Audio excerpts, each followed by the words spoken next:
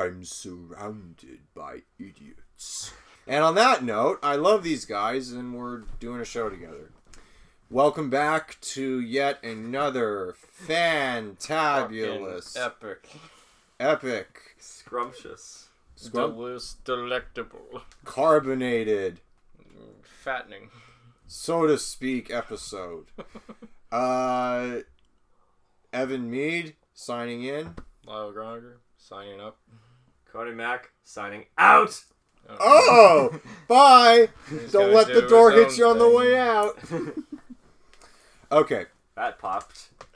Yeah. Yeah, so let's talk. Yeah, go get your own show. Okay. What are we going to talk about today? Well, we're getting old. No. It's kind of like a fact physically, mentally, I'd say we're still about, 22. I'm feeling 22. Never in a million years would I expect to hear you sing a Taylor Swift. I mean, not to knock Taylor Swift. I love the lady. I tolerate her. But I posted those lyrics the day I turned 22. Yeah, I kind of had to. Yeah. I posted Blink-182 lyrics when I turned it 23. Because nobody likes you. I like you. That was 4 years ago. Wow. Yeah. But in any case, the themes of our movies today are all about, coming of age. And growing up. And what I realized is this. Coming of age is a very lucrative term in that the genre is so vast and not every entry is actually a good movie. But you can say that for any genre. I mean, yeah. I just didn't. I thought coming of age was limited to a specific group of movies, but no, there are tons of movies that can be interpreted as coming of age. It usually is successful when you have a film that follows the adolescence shifting now into adulthood and learning something about something that they're going to be living through their entire life. They get a real slice of reality, whether it's harsh, whether it's something that is going to be their foundation growing up. That's usually the formula for something successful that I noticed. Yeah. Mm-hmm. I just don't know any coming of age movies that are following teenagers going to adulthood. It's usually kids going to young adults. I would say one of the movies I talk about actually talks about the transition from teens to adulthood. Yeah, me too. Okay. It's very specific on what I mean, but the three that I picked really hit me at a particular time in my life, and I have to say, guys, I am so fucking excited to be talking about these three films. Yeah, these are my three picks are three of my favorite films of all time. Nice. I'm so excited. Yeah, I can tell you. I'm very excited. Energy. These are I am very passionate about these three. Yeah. Okay. All right, you take it away, Lyle. Sorry to yawn. Anyways, yes. So, which one should I start with? Are you guys starting with more kid-friendly stuff? Because 2 out of my 3 movies are not very kid-friendly. The way that I want to go is not by release date. I want to go by one is really the beginning of summer vacation. Summer break starts. One feels like it's in mid-summer, and then my last pick takes place literally at the tail end of summer, in Labor Day weekend, so it's perfect. Not only are my picks my picks are not only in chronological order of release date, but the first one I'm going to talk about talks about a childhood experience. The next is a teeny to adult experience, and then the next experience is dealing with adulthood. Okay. Yeah. All right. And funny enough, my 3 picks are summer.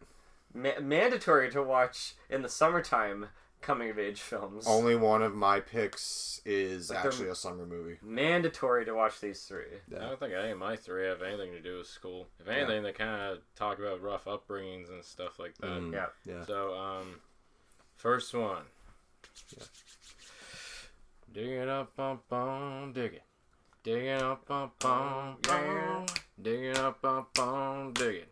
Dig it up, you gotta go dig them holes. Dig it up, dig it.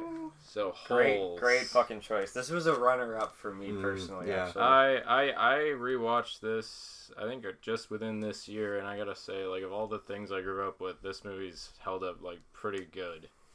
How do I start with this? So, it's basically about this kid named Stanley Yelnats the Fourth, who accidentally ends up in a situation where he gets caught with stolen shoes from a famous athlete. So he's put on trial. He's like, oh, you're gonna end up in jail, or you're gonna end up in this juvenile facility for delinquents that's in the middle of a frickin' desert. And what this camp does, what's it called? Camp Green Lake. Camp Green Lake. Thank you. You guys know. Yeah. I've read the book and I've seen this movie. I read the book. I too. haven't read the book, but I've seen the movie a couple times. It's pretty accurate. It's pretty well adapted, actually. It is, yeah, and it's so the idea of Camp Green Lake is that every day you have to go out there with your squad and you have to dig like a 6-foot hole. 6 feet deep. 6 feet, and 6 feet wide. 6 feet wide. Yeah. By order of the warden. The warden. Yeah. And the key is to get a smaller shovel, because smaller shovel means is a smaller hole. That's thinking. Yeah, no, I gotta say, man, like, early Shia LaBeouf, this is definitely one of my favorite performances by him before he kind of transitioned into a more, like... teen heartthrob. Yeah, teen heartthrob, like Disney star thing, before he became a bit more of a... Was this around the time he was doing Even Stevens, or... Yeah. Yeah, around that time, that's right. And what's great about this movie is I really love just all the dynamics he has with, like, these troubled kids. Armpit, X-ray. They're all Squid. great. And Zero, who we'll get into later. Zigzag, yep. The guy's named They're Zigzag. all great natural Twitch. kids. Yeah, they all have funny nicknames. They all have, like... I remember they don't like him at first. Well, yeah, that's another thing I like with this film. Like, when he starts out, he's very, very green to all of this. Yeah. Like, he obviously has never dug a hole in his life. But like, he's gonna fit right in. Everyone here is innocent. Yeah. But like throughout the film, you kind of see it. It's almost like when you have a job, you're kind of rocky, and then like after like 6 months or so, you kind of become part of the group. So when new people come in, you're just as like experienced as everyone else. So you can make the jokes, you can jab at the new guy. Yeah, it's kind of like in Shawshank Redemption. I was literally thinking this. It's kind of like the kid friendly. The Shawshank Jr. Wow, I never thought of that. That's such a funny phrase. Well, because Shawshank Jr. Look, it's like the highlight. The main character goes to jail, goes into a facility for something he didn't do, and in there he meets the person who actually did commit a crime, and then his innocence is revealed. Instead of digging a hole in the wall, they dig a hole in the ground. There we go. Nice. That is a great comparison. I think there's even a scene where they go into a mountain and they're like looking up into the sky or down, like in Shawshank. Yep. Yeah. But we were saying, as Evan brought up, yes, the best part of the film is easily Stanley's relationship with Zero, who's like this kid who's like... He's illiterate. He's illiterate. He's very quiet. A lot of people like talk down to him and they treat him very condescendingly. That's actually I will never forget how cruel Tim Blake Nelson's character sounded when he explained the origins of Zero's Doesn't have a brain cell between his ears. Pendansky. Yeah. Dr. Pendansky. Yeah. Sigourney Weaver is pitch perfect, the perfect casting for the warden. Yeah. She's exactly how I imagined her in the book. Yeah. Even the way she says, excuse me. That's her quote, that, excuse me. Yeah. Like, it's exactly the way I read it in my mind while I was reading the book. And all three antagonists are great. What'd you think of John Voight as Mr. Sir is perfect. Yeah. Everybody's... I think I'm kind of birdie, don't you? The casting is so spot on in this movie. John Voight, Sigourney Weaver, Tim Blake Nelson, all excellent antagonists. Kissing Kate Barlow, played by Patricia Arquette. Yeah, we gotta mention this too. Yeah, this film has like intergenerational like life stories in between, like historical moments throughout Camp Green, where Camp Green Lake almost becomes like a character in and of itself. Yeah. And then it delves not just with Stanley's family history, but the history of the warden. Yeah, because like why they're digging the holes. Must resist not bringing up lost. Must resist not bringing up easy lost. there. He's gonna blow. He's gonna blow. Yeah. Well, when you have something that's like, I learned this term in high school, in media res, where you have the structure of like, the subplot is the backstory that ties into like a flashback tying into the present day events. I'm just thinking, wow, now I got a label on what Lost is like. Yeah. You know, like, and that's what Holes, and what's it called? And Holes has that. What's the label? In media res. In media res. Yeah. Oh, okay. I'll remember that. story starts at the beginning, and you're like, how did we get here? Well, how did we get here? It's like the Smashing Pumpkins song. The beginning is the end is the... I was quoting Talking Heads. I thought some of the editing choices were a bit strange. I mean, it's very, very early 2000s kind of editing. Do you remember... They got a lot of, like, slow motion parts where the shutter speed's very, like, just... And then, like, it crossfades to something. There are a lot of crossfades in this movie. It looks cool, though. It looks wispy. It looks like a mirage that you would see in the desert. That kind of thing. You know what? I didn't mind that. Wow. I've never done this before, but I might backtrack everything I just said, because that's a great way to actually, like... Because that makes sense. Yeah, because when you see Sam the Onion Man, and he's just like there in that eel song, he's like... I can fix that. Do you remember... I love Sam. I can fix that. You remember, Sam's amazing. You remember Eartha Kitt? When I close my eyes, all I hear is Yzma. Yzma. Okay, here's what you do. But if you don't come back from Madame Zeroni, you and your family will be cursed for always and eternity. That sounds like something Yzma could have easily said. Is that my voice? Oh well. I'll turn him into a flea, a harmless little flea. Then I'll put that flea in a box, and then I'll put that box inside of another box, and I'll mail that box to myself. And when it arrives, smash it with the hammer! Speaking of things I wanted to smash with a hammer, those 3 spotted lizards scared the fuck out of me as a kid. I thought they were real. Yeah. But they're not. They're more like based on like a rattlesnake. Just rub yourself with an onion and you'll be okay. Yeah, drink some onion juice. You're good. Yeah. Onions and peaches. That's how you fight foot odor, ladies and gentlemen. We don't smell anything. We don't smell anything. And then, like, I love how the tie-in at the end where, like, because, what's Stanley's family name? The Yelnats. The Yelnats. It's a palindrome. The Yelnats has believed that there's a curse on their family, which there is, and then the second I love how back at his family home where Henry Winkler, his dad, is the inventor, and they discover the moment where the curse is lifted. Yeah, that's great. Can you smell this shoe?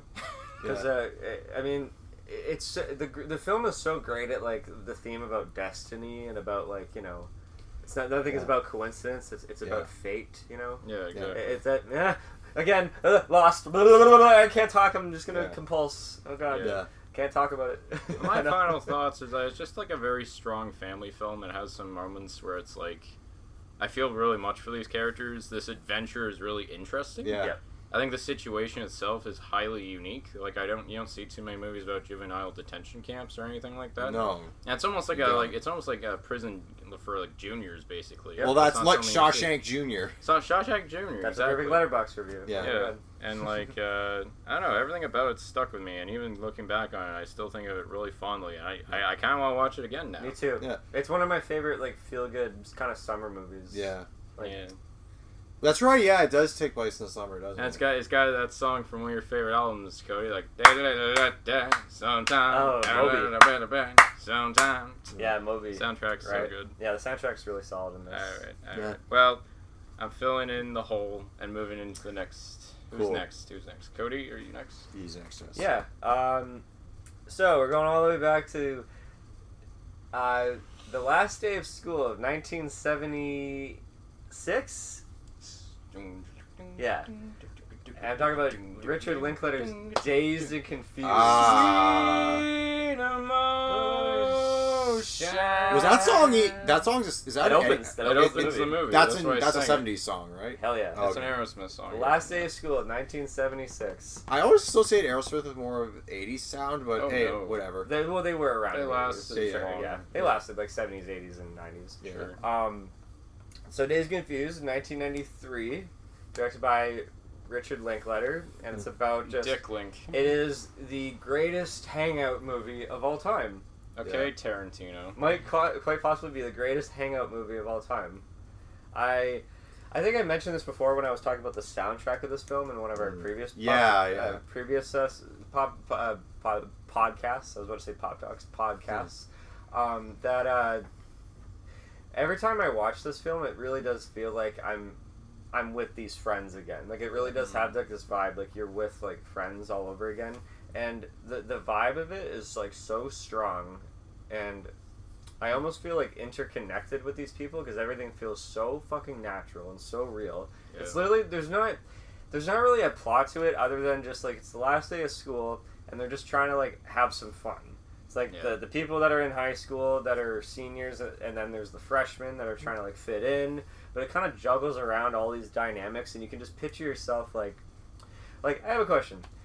You guys have seen it how many times? Just once. Twice. Okay, so if you can remember, this is a good question actually. Who are the people you think you would vibe with the most when you're just watching this movie? You're like, I can see myself hanging out with them. I'm sorry, man. You can't remember? Probably. I'm sorry. I don't remember every single faction. Probably Matthew McConaughey's group, honestly. I remember. I think everyone wants to vibe with him, though. Yeah. I always imagine like when they finally got the party at the Moon Tower later on in the movie. Yeah. It's like that in the forest when there's like the lights around the tower. When they're partying there and the cars are all around, I always just imagine myself like crowd bouncing.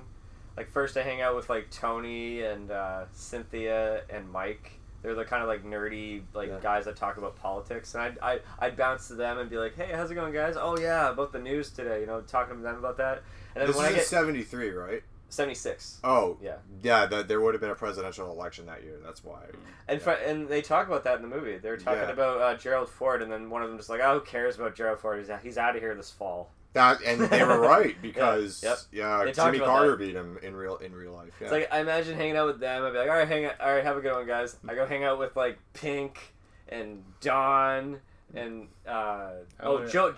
Jody Mitch's sister. I would flirt with her the whole night because I think I had a huge crush on her growing up. Yeah, watching this movie. I remember her. She Joey Lauren Adams. Yeah.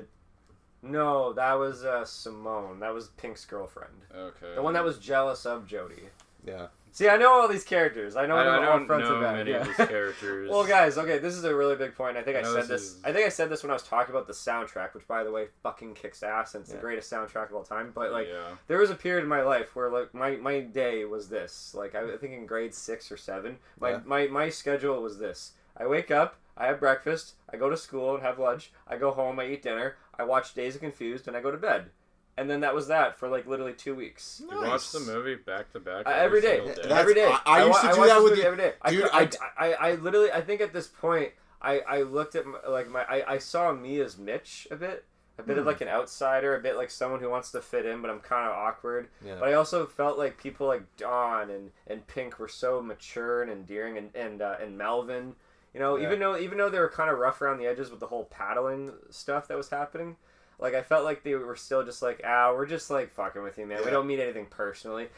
We're not like fucking O'Banion, aka Ben Affleck, who's the biggest fucking douche in this movie. He's the Batman. Yeah. He's with the fuck you bat. He's the fack you. F-A-K. F-A-Q-U. Yeah. F-A-Q-U. F-A-Q-U, yeah, on his paddle. He's the biggest fucking douche in this movie. I know, but he gets such a good comeuppance at the end. Oh, 100%. Yeah, all the freshmen dump paint on him. Yeah.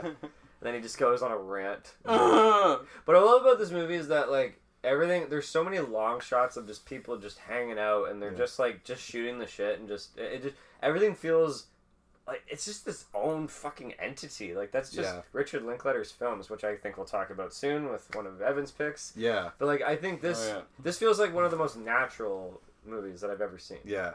Everything about it feels improv, and I think what the coming-of-age stuff that kind of comes into play with it is that, like, you know, Mitch, there's, like, clearly a threshold with him in high school where he feels like he's...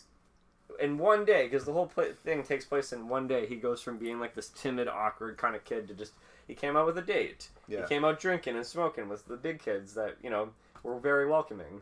And Pink, and the reason why it's so clever, his name is Randall Floyd, but they nickname him Pink, so Pink Floyd. I wonder why. Yeah, that's very clever. By the way, which one's Pink? The whole movie, because he plays football with him and his friends, the coach is really persistently trying to get him to sign this like kind of a contract to be like, I won't indulge in any sort of drugs or alcohol or anything to play ball next year. And the whole movie he's just constantly throwing it away, but then someone finds it and gives it back to him, and it keeps happening. It's like this recurring thing where he's like, I guess I'll end up signing it. But the whole theme of the movie is that you can't bow down to everybody's rules. You gotta LIVIN, livin', as Matt McConaughey said. What's his character's name again? Wooderson. Wooder. I knew it had something to do with wood. All right. Is that where that came from? Yeah. All right. Yep, that was his first role. His first major. A lot role. of Ben Affleck, Mia Jovovich as well. Like It was, all of them. and I said this. Parker Posey. Yep. I said this before in the Kevin Smith episode, but Ben Affleck in the early '90s was typecast as douchey characters, and it took a while to break that mold. His first line was, "Y'all ready to bust some ass?" Yeah, man. But Pink learns such a great lesson at the end of just like, I might play ball, but I'm not going to fucking sign to anybody. Yeah. And me and my loser friends are going to go get some Aerosmith tickets. Just like, it's so simple, it's so effective, but like, I just love that kind of arc that he has of just, like, I'm not going to like, I know that I'm eventually going to grow out of this, but right now I'm going to enjoy the moment. So that's the thing. It's very in the moment because the whole film takes place over 24 hours. Exactly. So it's not like major revelations occur every 15 minutes. Yeah. That's probably why it's good. That it's very subtle on its outlook. They don't have like a really life. It's the most subtle out of all my picks of just having like this life changing experiments. But I think that they have a great outlook on how their lives are going to be from that point out. Yeah. I think that's why I kind of get the vibe out of it. Yeah. Oh, for sure. And just as Tarantino once said, yes, every time you do watch this film, it does feel like you're hanging out with your friends. If you watch this once a year, you're like, I'm back with my old pals. Yeah. Listen to some tunes, smoking some weed, drinking. Now, Cody, I have a question. Have you seen Everybody Wants Some? I have. That was from 2016. Sequel to that. And KJ and I get into a really friendly, civil debate of whether or not which one is better. Because he loves Everybody Wants Some. Okay. Loves that movie. And I'm like, yeah, it's good. But it's not Dazed and Confused. It's not Dazed and Confused. But he will agree that, like, Dazed and Confused is a way better soundtrack, too. Yeah. Way better. For sure. I do enjoy it. It's just a different time period, and right now we're still in this whole, like, 80s. Wasn't it the greatest? Oh, my God, 80s. We can't let it go. I think there was something poetic about a movie from 1993 going back to the 70s and really reflecting. Because it feels like a movie that was plucked out of the 70s. Yeah. But it has, like, that 90s aesthetic. It's so strange. We'll talk about the 90s soon enough. Oh, yes. We'll talk about it in the middle of them, perhaps? Perhaps. Alright, that's all I gotta say. I mean, have you guys have anything else to say about it? Oh, no, you tapped it. I'm glad you love it so much. I gotta watch. I kind of want to watch it again. again. Radiates out of your words. Oh my God, that's acting, directing there. Like, I take notes. Like that's how you do natural performances. The first time you showed me that movie, I was like dying from a heat stroke. Oh really? Yeah. Remember, like I came back from a set. I came back from a set when we were shooting at the park and they had no water or sunscreen. Oh shit! So I came out, I laid on your couch and you're like, Lyle, you look so sore. Let's watch Dazed and Confused. I don't remember that happening. I remember I was watching it, but I don't remember you tired. No, I was really not that good that day. Yeah, it deserves a rewatch. It was a great movie for sure. Yeah, it deserves a rewatch.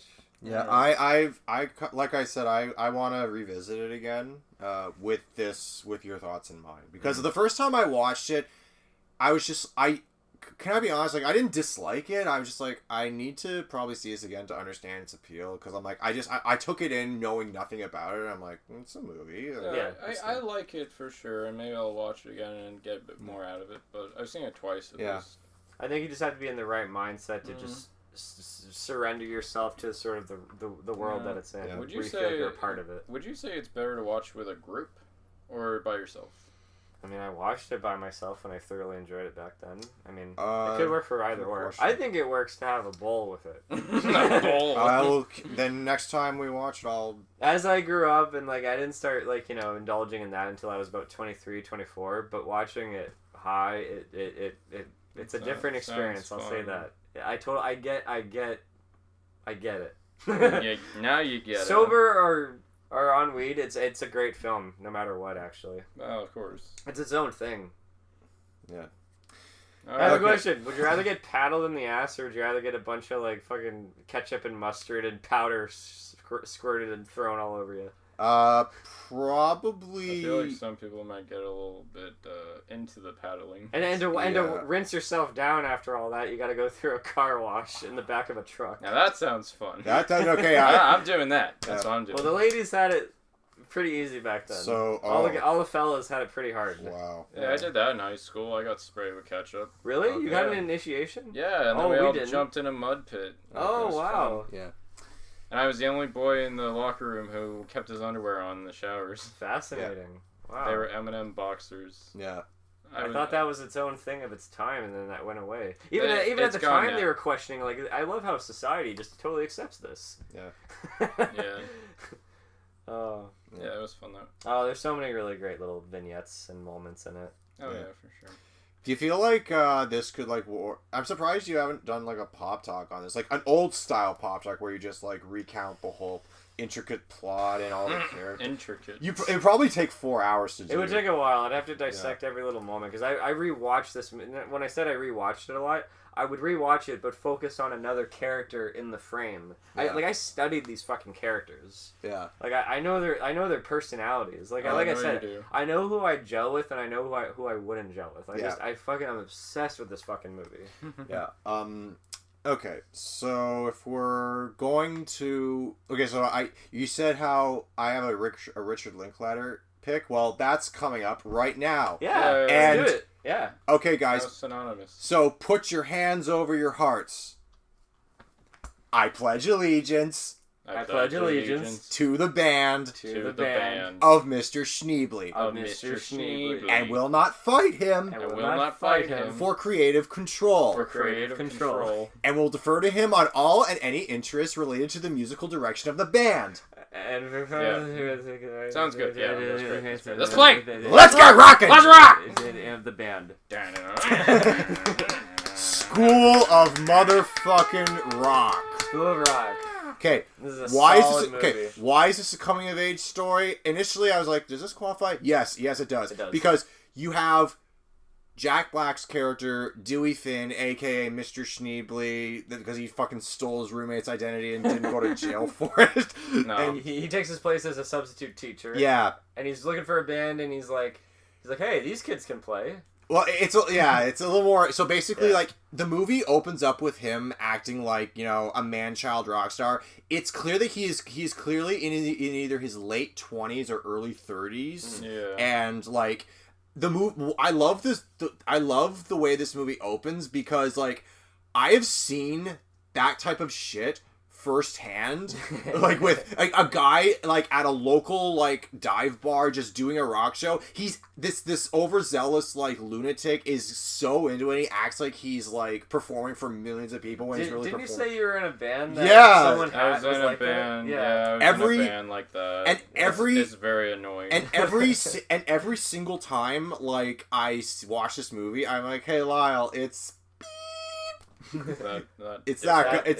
that annoying chump. It's It's who a we chungus. not have speak of.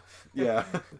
That was a bad chapter in my experience as a band. Okay. But anyway, so iCarly is in this movie. Yeah, she right, was. yeah. She plays Summer. That's right, yeah. Now, just to be clear, I forget her name. Groupie.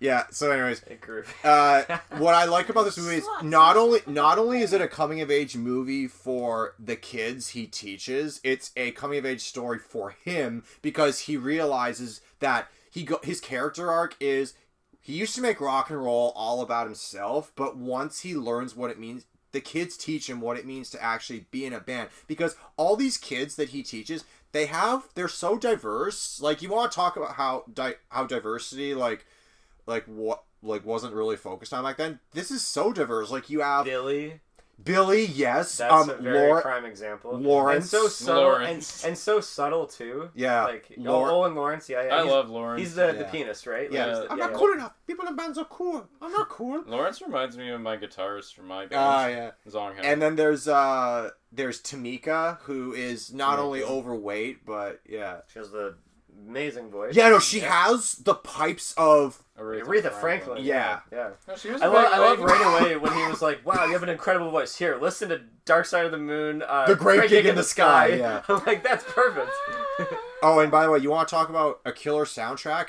There are two of the most iconic rock songs in the history of rock and roll actually are played in crucial points of the movie. Sunshine of Your Love plays the second he gets the idea to turn these kids into a rock band. Remember when he's like running between his van and the school? Do do do do Yep. do do do do do do. And then who can forget? Immigrant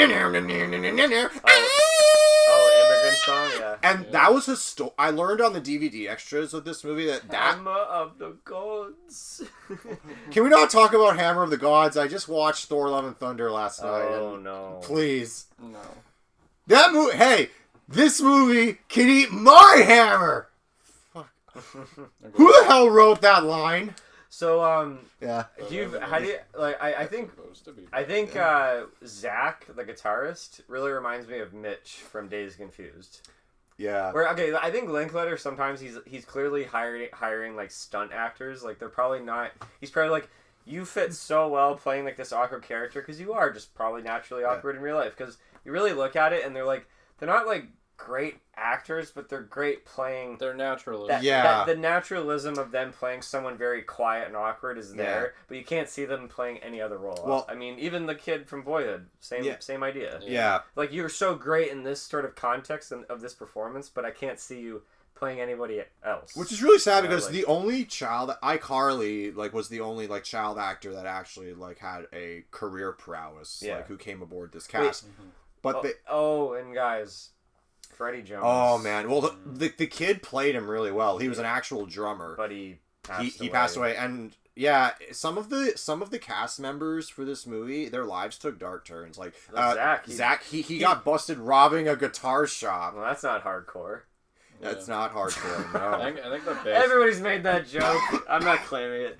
Yeah. But anyways, so going back to the thought, I learned on the DVD extras that having a Led Zeppelin song in a major motion picture was actually a big deal because the band Led Zeppelin was notoriously rigid on giving copyright to filmmakers to use their song. I mean, a friend of mine who got me into Led Zeppelin did say, no, the song remains the same. No, that doesn't count because that was their project. They greenlit all that. But I'm talking movie studios approaching them to use one of their songs in a soundtrack for any given movie. That was not something they were cool with. And School of Rock kind of changed that because ever since then, you're not likely to hear a Led Zeppelin song in a movie, but now, because of that movie, we can hear Led Zeppelin songs in movies. Yeah. And not only that, Chris Hemsworth and Jack Black actually got into a light-hearted Twitter battle when Ragnarok came out. Which movie, School of Rock or Thor Ragnarok? Both movies have the word rock in them. Ragnarok or School of Rock, which used Immigrant Song better? School of Rock. Yeah. Thor, School of Ragnarok. Yeah. Oh, and I'm sorry to go back to shit on Love and Thunder. Why was the soundtrack for that movie Appetite for Destruction? I'm dead fucking serious. It was all Guns N' Roses. Is Mr. Brownstone playing it? No. Thank God for it. No. Okay. Cody. Sweet Old Child of Mine. Yeah. Welcome to the Jungle. Yeah, just name 3 Guns N' Roses on the top of your heads. No. Oh, so they played the Paradise City. Paradise City. They play the obvious ones. Every single obvious needle drop you could ever think of when you think of the band Guns N' Roses. Fuck it. So let's go back to School of Rock. So here, there are three Joan Cusack performances that I love. When she does the voice of Jessie from Toy Story. When she plays the principal. No, when she's in she's in Shameless, the show called Shameless. She's really great in that. And when her playing the principal in School of Rock, she is fucking perfect in this movie. She is, yeah. She is so good. The scene where she is so funny. Yeah, so subtle. No. I liked her in Addams Family Values too. I have just received word that all of your children are missing. My favorite scene of hers, there are 2 actually. You remember how crank up the Stevie Nicks? Oh, I forgot to mention that some of the most iconic songs in the history of music they're almost characters. I love when a movie soundtrack has the song almost be a character in the movie itself. Totally. And so the reason, and what I love, again, going back to a little coming of age theme, the reason why it's coming of age is because he teaches these otherwise, kids in a mundane life, stuck in a dumb days, to quote the final song. Well, he teaches them creativity, and he teaches them to like believe in themselves. They're all in uniform. They're all seeming like very distant. Some of them being very teacher's pet-ish. Yeah, very rigid. Because they come from. I love and you see their family life sometimes. Zach's dad is kind of rough, but then at the end when he sees his son perform, he kind of like loosens up a bit. Yeah. It's like these. Oh, the performance at the end, and just seeing the looks on everybody in the crowd's faces is just so fucking satisfying. It is. I love how Dewey's old band is basically just Nickelback. They are because they started off as like you know what's so funny? They go from being a long-haired rock band, and at the end when they're doing the Battle of the Bands, like they have short hair. They change their look, and their sound. They're going for like a popish song, like radio hit. Okay, yeah. My mind's kind of blown. They're not a rock band. There was a beauty pageant. Yeah, I like Spider though. Spider's the bomb. I love how in the end he's like hitting on the principal. Hey, that's hot. Yeah, that's hot. Speaking of the prince, he's like, "What? You're 10 years old? You guys fucking rock." Yeah, I used to play classical. Now I play rock. That was so cute. That's so fucking. And cute. I remember watching this movie with my uncle, and the line that made him piss himself laughing was like, "I'm sorry to interrupt, Mr. Schneebly, but Miss Lemon said she heard music coming from this classroom." She did? Uh-oh, you know what? Miss Lemons must be on crack, right, kids? And then... What I love about this movie is that on paper, it feels like, oh, this is going to be just a hijinks, crazy... kind of like dumb. No, it's very heartfelt. It's very heartfelt and grounded in reality. And grounded in very nice reality. Like the scenes in the classroom, you think like it's just going to be all like bright and colorful, and the editing is really fast. Like it just feels too like generic family movie. I love the montage. It takes its time. It's very slow. Jack Black is like a charisma giant in this movie. I can't see anyone else playing Mike White. It is probably my favorite performance he's Do you know done, what? actually. Mike White, the screenwriter Mike White, and also the real Schneebly. He plays the real Schneebly, yeah. Mike White, his roommate. Yeah, he's a writer. He's the writer, and he wrote that script specifically for Jack Black. And I've seen him in on the DVD extras talking. Had Jack Black passed on the movie, that would have been like a year and a half of his life wasted writing the script. And just because I love her, Sarah Silverman is just a... Oh my god. Believe it or not, I hated her in this movie. But she's so good at playing a bitch. Yeah. And that's what she's known for. But she's the sweetest fucking woman ever. Oh, I know. If you get down to her, you listen to her podcast, she is like the most down-to-earth woman ever. Well, she got typecast a lot for playing roles like that back in the School for Scoundrels. I mean, School for Scoundrels is a good one too. Yeah, she played that type. That's a Todd Phillips. Saving Silverman. That's Todd Phillips back then going, Bad Santa's a big hit. Napoleon Dynamite's a big hit. Hey, what if I just can collaborate the two of them? Polymerization. Wouldn't be the first time. What if I also take King of Comedy and Taxi Driver and make a movie Before we wrap this up... What if I did Dude, Where's My Car? Before I wrap this up and we move on, I want to talk about... so going back to Joan Cusack as the principal. Yeah. My two favorite scenes of her in the whole my three favorite scenes for her in the whole movie are... Like, I remember when my friends and I, when we grew up with it, we were the same age as the kid. We were roughly the same age as the kids in this, like, movie. Yeah. And remember how, like, we're going back to the whole school days bit where when you and I were talking on that Pop Talk episode about, like, you know, trips to the principal's office, the scene where, like, that little girl is, like, getting yelled at, and it's like, and then the principal, like, Joan Cusack, like, actually hams it up so much. It's so, I'm like, I feel for this kid, but, like, at the same time, like, this is awesome. It's like, I'm sorry, I'll never do it. And she's like, you want a hug? It's like, it's all right, Emily, don't cry. Just try to be a bit more conscious. Would you like a hug? Yeah, I know. My friends and I quoted that all the time at school. And the third scene, of course, the whole where she gets, he completely gets her drunk and to the tune of Edge of 17, and then in the very next scene, when the hangover starts to set in, she lets completely loose about, like, what her life as the principal of this stupid school is all about, because it's like, if anything goes wrong, these parents will come down on me like a nuclear bomb! Yeah. I can't make a mistake! I gotta be perfect! And their pressure has turned me into one thing that I never wanted to be! No, yes, no, yes, you're I not. am! No, I you're am not. a big one! I think my favorite sequence in the entire film is like in the midway point where they have this montage set to the Ramones. Yeah. And, like Dewey's really he's really becoming like a true master Pick up the teacher. pieces? Like, remember this? No, Bonzo goes to Pittsburgh. That's one of the lyrics, right? Yeah. Yeah, that's a pick up the pieces. Ba, ba, ba. Yeah. And it's like he's teaching the bassist Katie to snarl like Sid My Vicious. favorite- He's like teaching him like always have a pair of drumsticks under your shirt. Yeah. He makes an entire mind map. Yeah, of the mind map of- every genre of rock music. I tried to screenshot that. And Yeah, it was I pretty love fun. it. I love how Captain Beefheart is just a giant question mark next to Frank Zappa. That's great. But no, yeah, I love that whole. It really shows like the passion behind rock music that this film. Well, Dewey, he just inhabits it. As you said, great. music is my life. He's he said in the tenacious. movie. He's tenacious. He's part of very Tenacious tenacious D. in this movie. Yeah. Yeah, that's. I don't know what it is about Richard Linklater trying to put in pedophilia jokes in his movies. I have been touched by your children. I'm pretty sure I touched them. Oh yeah. That and then When I was a the most kid- iconic line in Dazed and Confused, ironically, is I get older. This day's That's what I love about these high school girls. I get older, they stay the same age. Okay then. Why is that the most iconic? No, it's like okay, groomer. Okay, girl. Okay, groomer. Oh my god. Cancel.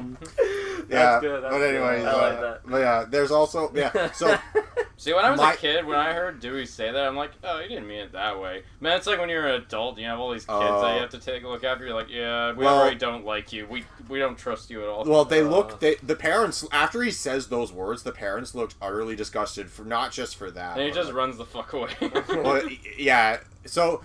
But it was I credit this movie and A Knight's Tale, but mainly this movie, as the reason why I got really into rock and roll and just loved the genre of music. This and Guitar Hero around this time was like rock music was like hitting a real big mainstream push. People, our generation, were starting to kind of look back a lot at like the decades that came before us and was like, shit, there's like rock and roll dating back to born in the wrong generation.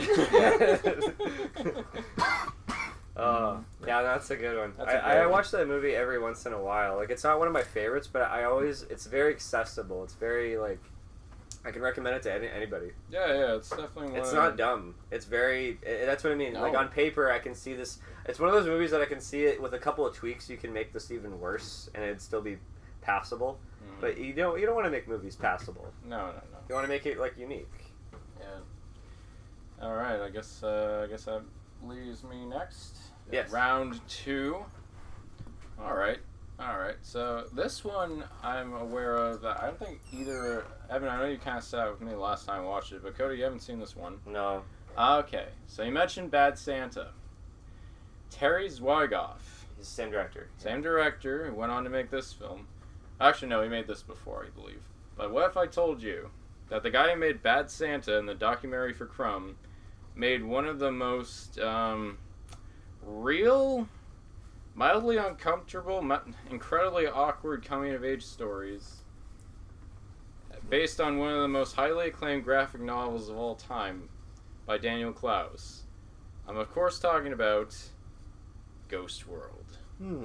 So you need to tell me about this. I don't know anything about it. Okay, so Ghost World follows the life of Enid Coleslaw, who's this kind of hipstery, pseudo-intellectual girl who kind of thinks she's above everyone else. Is she like Darla? She's Daria. Daria. Yes, and Not that Darlie. is why Cody, you love Daria. I think you would love this movie. It basically follows Enid and her friend Rebecca. They just graduated high school. They have no plans for college. They don't want to do any of that. So they're kind of just coasting after high school. Like, it's kind of like they have this malaise where they don't really know what they want out of life. And the biggest joy they have is just fucking with people. Okay. Fucking with stupid people. They hate everyone. They're very like... So, they sound pompous, and they are. They're a bit... Yeah, no, you're not really meant to like Enid very much. So it's Scarlett Johansson and Thora Birch. Birch. Probably my favorite performance by her, honestly. I apologize for confusing her with Christina Ricci. Oh, Christina Ricci would have been good Enid, too. That's what I'm saying. Like, they look alike. She might have been a little too old. No, wait. Is this the movie that you were saying that Mindy the Mermaid from the SpongeBob movie resembles I am convinced Okay. that Mindy the Mermaid from the SpongeBob SquarePants movie was inspired by Enid Coleslaw's This look. is the Which movie you're all- talking about. Okay. Yeah. Which also starred Because Scarlett Johansson's in Ghost World, and then she wanted to play Mindy the Mermaid. So I'm wondering Right. if there's some weird connection there. I feel like I'm the only one in the world who's ever said that. I feel as if we get you in a room at any point in our lives with one of the writers of the SpongeBob show or the movie, we'll ask. We'll just be like, hey, you ever seen Ghost World? You hacks. Or by any chance, if you ever meet Scarlett Johansson, can you be like, do you Hey, see hey. the connection? Just have 2 photos of No, them next to each other. I don't want to Was take up this- any of your time. But see, this is Mindy the Mermaid. You remember when Ghost World, you were in that movie a long time ago before you got really famous. Do you feel like she'll even remember those movies? She'd be like, I don't know. is there some connection here? Is there something you're trying to say? Oh, by the way, her voice is very husky in this movie. Well, she was going through puberty. Yeah, at the like time. she's like she's going through puberty. so this is around Eight-Legged Freaks? 2003. Or no. Oh, so this is Lost in Translation. Like before Lost in Translation. Okay. Yeah. So it's just like she has a very husky voice. She's not quite a sex symbol yet. It's like it's very early Scarlett Johansson actually. Yeah. It's I remember before the she Horse became- Whisperer and Home Alone 3 were the first roles I ever saw her. Yeah, those were. She was in Home Alone 3? She played the sister. Yeah, and she was in North too. Very I minor believe. role. Oh, that's Yeah, right. yeah. She's the one. She's the one writing on her shoe, taking notes, cheating on her tests. I hated. Which is pretty Home smart, Alone. actually. I hated Home Alone 3. Yeah, most people do. But going back to Ghost World, what I like about it the most is that these characters are so aimless, and the world around them, it's like it's like Fargo. Everyone's just so dumb, and like complete, like everyone's just in their own world. Everyone's like off, and like So everybody else other than these 2 girls are portrayed like yeah, it's very kinda, stubborn people that are in their. yeah, exactly, and like Okay. there's like pretentious people, there's like Satanists, there's like this. Oh, the best character in the film I feel next to Enid would be Seymour, played by a really well done Steve Buscemi. He does look Oh, very Steve proper Buscemi's in Steve this movie. Buscemi's in this, and honestly, I think it's one of his like really unsung performances And by him. this came out in 2001, right? Yeah, in 2003 actually. Oh, sorry. So it's just like this movie. He's already been established. Yeah, he's already out there. He's been doing stuff from the 90s. But this film, he's playing a weirdo. He's not playing like a weirdo like he typically does, like Crazy Eyes or something from Big Daddy. He's more like he's just a very sad. Mr. Deeds. He's a very sad. Big Daddy little- and Mr. Deeds. No, Crazy Eyes. he plays just a homeless guy in Big Daddy. Oh, okay. I thought it was. Oh, I thought character. Crazy Eyes was a I thought it was a recurring recurring character. Because he character. comes back in Grown Ups too. Not the first Grown Ups. He Not does? Grown-Ups. Yeah, have you seen Grown Ups? I have, and I don't remember that happening. He's the dude in the body cast who zip lines across. That's so weird. Yeah. Rob Schneider's delivery guy from Big Daddy pops up in Mr. Deeds. Sorry, Ghost World came out in 2001. I was wrong. So That's that okay. that same year, he was also Randall from Monsters Inc. Can we move on? Oh, so this is like around Eight-Legged Freaks. Okay. Yeah. So going back to it, so like his character is just like a sad little man that Thora Birch like. At first, she kind of victimizes him and makes fun of him for being a loser, and then she slowly learns a bit more about him. She walks into a garage sale he's hosting. And he's like, "Oh, you collect records? That's cool, I guess." And then like slowly like layers are peeled, and they kind of like she wants to get him. She wants him to hook up with other girls, but then she also develops weird feelings for him too. It's okay because they're They're legal. she's 18. She like just graduated high school, but it's just like. It's an interesting relationship for sure. And that's what I like about this movie the most because, like, what really happens is ultimately one of the girls kind of matures and kind of wants more out of life, and the other one just stagnates and doesn't find any purpose in life. Mm. It's kind of a tragic story, to be honest with you. You feel like there's, like, so many people in this world who just don't have any path or just don't have any, like, direction in life. I feel that way a lot of the time, so... It's interesting to see that in a film, and it's great. I wish Terry Zwigoff went back into filmmaking. He hasn't done anything in so long since like 2000, like the mid 2000s. It's like it's very much like Bad Santa in that you follow this narcissistic bastard, and yet you end up really loving them despite all their horrible flaws. Yeah. And like the interaction That's they have. challenging to do, but he pulls it off really well. Well, he loves oddballs. Yeah. If you watch his documentary on Robert Crumb, he loves oddballs. He loves like the old styles of people who were in counterculture, who were in like their own world, and they wanted to like smash like the social norms. Yeah. He always loves that, and that's why I'm like, he needs to get back into it. I've only seen 3 of his films, but I can tell he's like definitely a director I like to pay attention to. So did they? Well, no, I don't want you to spoil it. I don't want to spoil it. But like, is there like a? No, I don't want to spoil it. Okay, but I trust you that it's like coming of age. I was about to ask, what is like what are the rites of passage that they learn? I don't want you to go into that too much. Well, you're asking me if any of us picked a movie where it's like teenagers going into adulthood, and that's exactly what this is. It's like post high school. It's like. And I know I just said Dazed and Confused does have that because it's seniors going into like college, but like it's my next 2 picks are.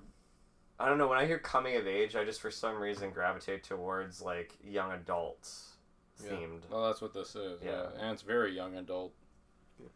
And I also highly recommend the graphic novel. It's lovely. It has these lovely illustrations. Everything's like in shades of blue.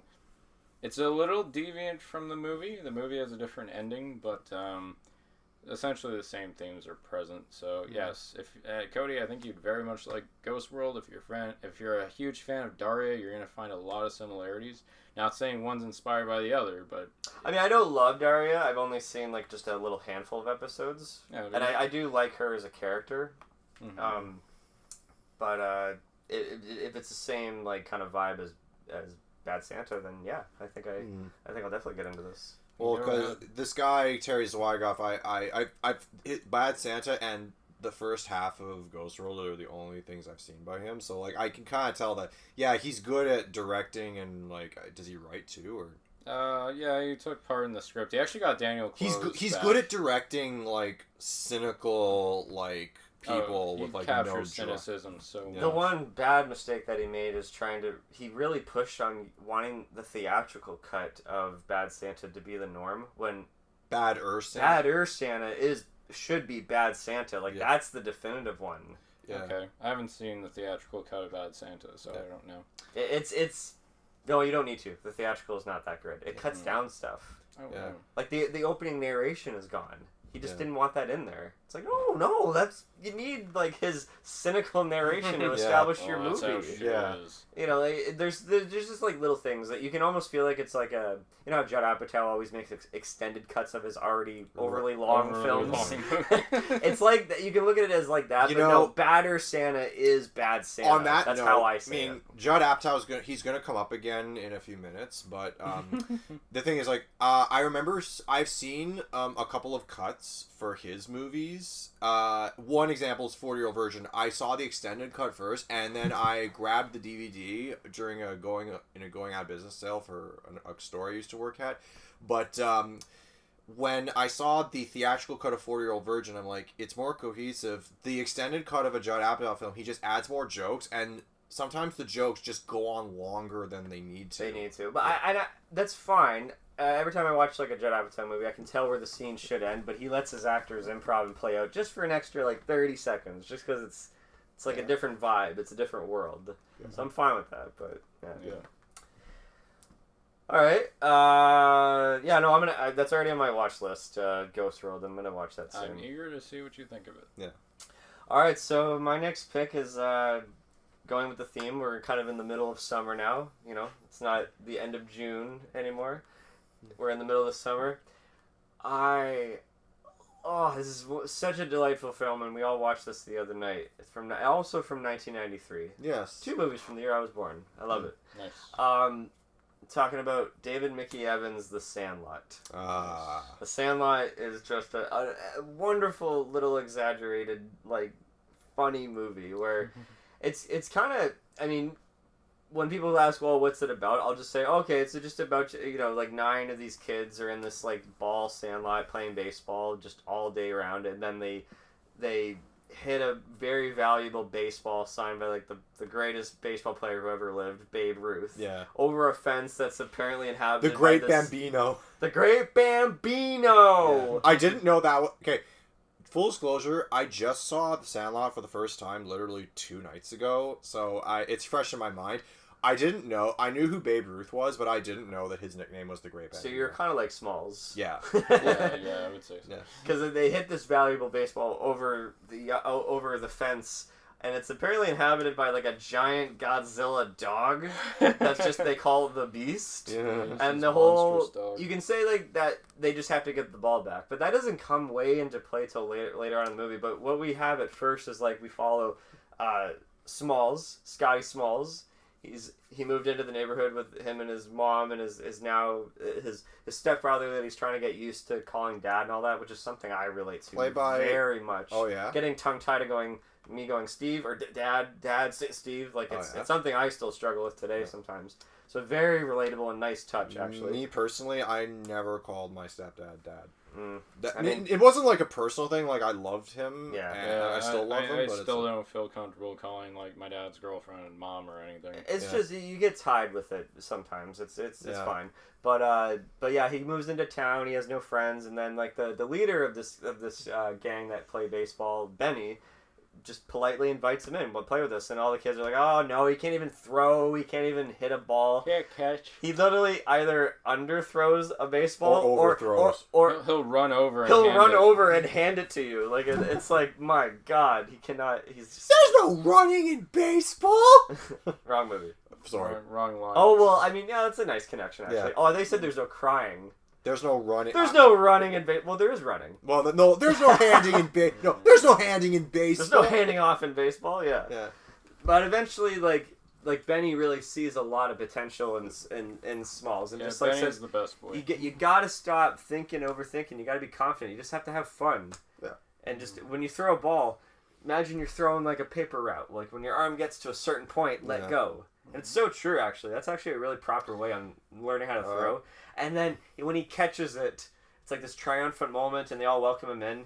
But then the film kind of just ends up being kind of like this very loose hangout movie where these little subplots happen where they're in the treehouse, they're talking about the legends of the Beast that Squints just completely fabricates. Oh, Squints. Well, Squints later on does Baby Steve-O. very, I mean, cute, but very problematic, but very daring, cute little thing where he has the crush on Wendy Peppercorn, the lifeguard, where he fakes drowning in a pool when she's a lifeguard. Just so she'll give him mouth-to-mouth resuscitation. She's giving mouth-to-mouth, and he just like grabs her head and just kisses her long and good. And she kicks him out of the pool, banned for life, and then she kind of just like you rascal kind of looks every time he walks past the pool. Yeah. And then later on, the when we get to hear where their lives went on, they get married and they have 9 kids. That's so funny. 9 kids multiplying like bunny rabbits. But when they're just like playing ball at night and they're watching, we're playing ball at night. They're watching the fireworks. It's so summer. Oh my God, that's why I'm saying it's mandatory to be watching this. Then the rival team shows up one day. Oh yeah. And when you think, we said it during when we were watching the film, where I'm like, this feels like it should be the climax of the film of them fighting or playing against the rival team. But it's not. But it's not. It's just one quick thing. They kick their ass and then they go celebrate at a carnival. Pee Wee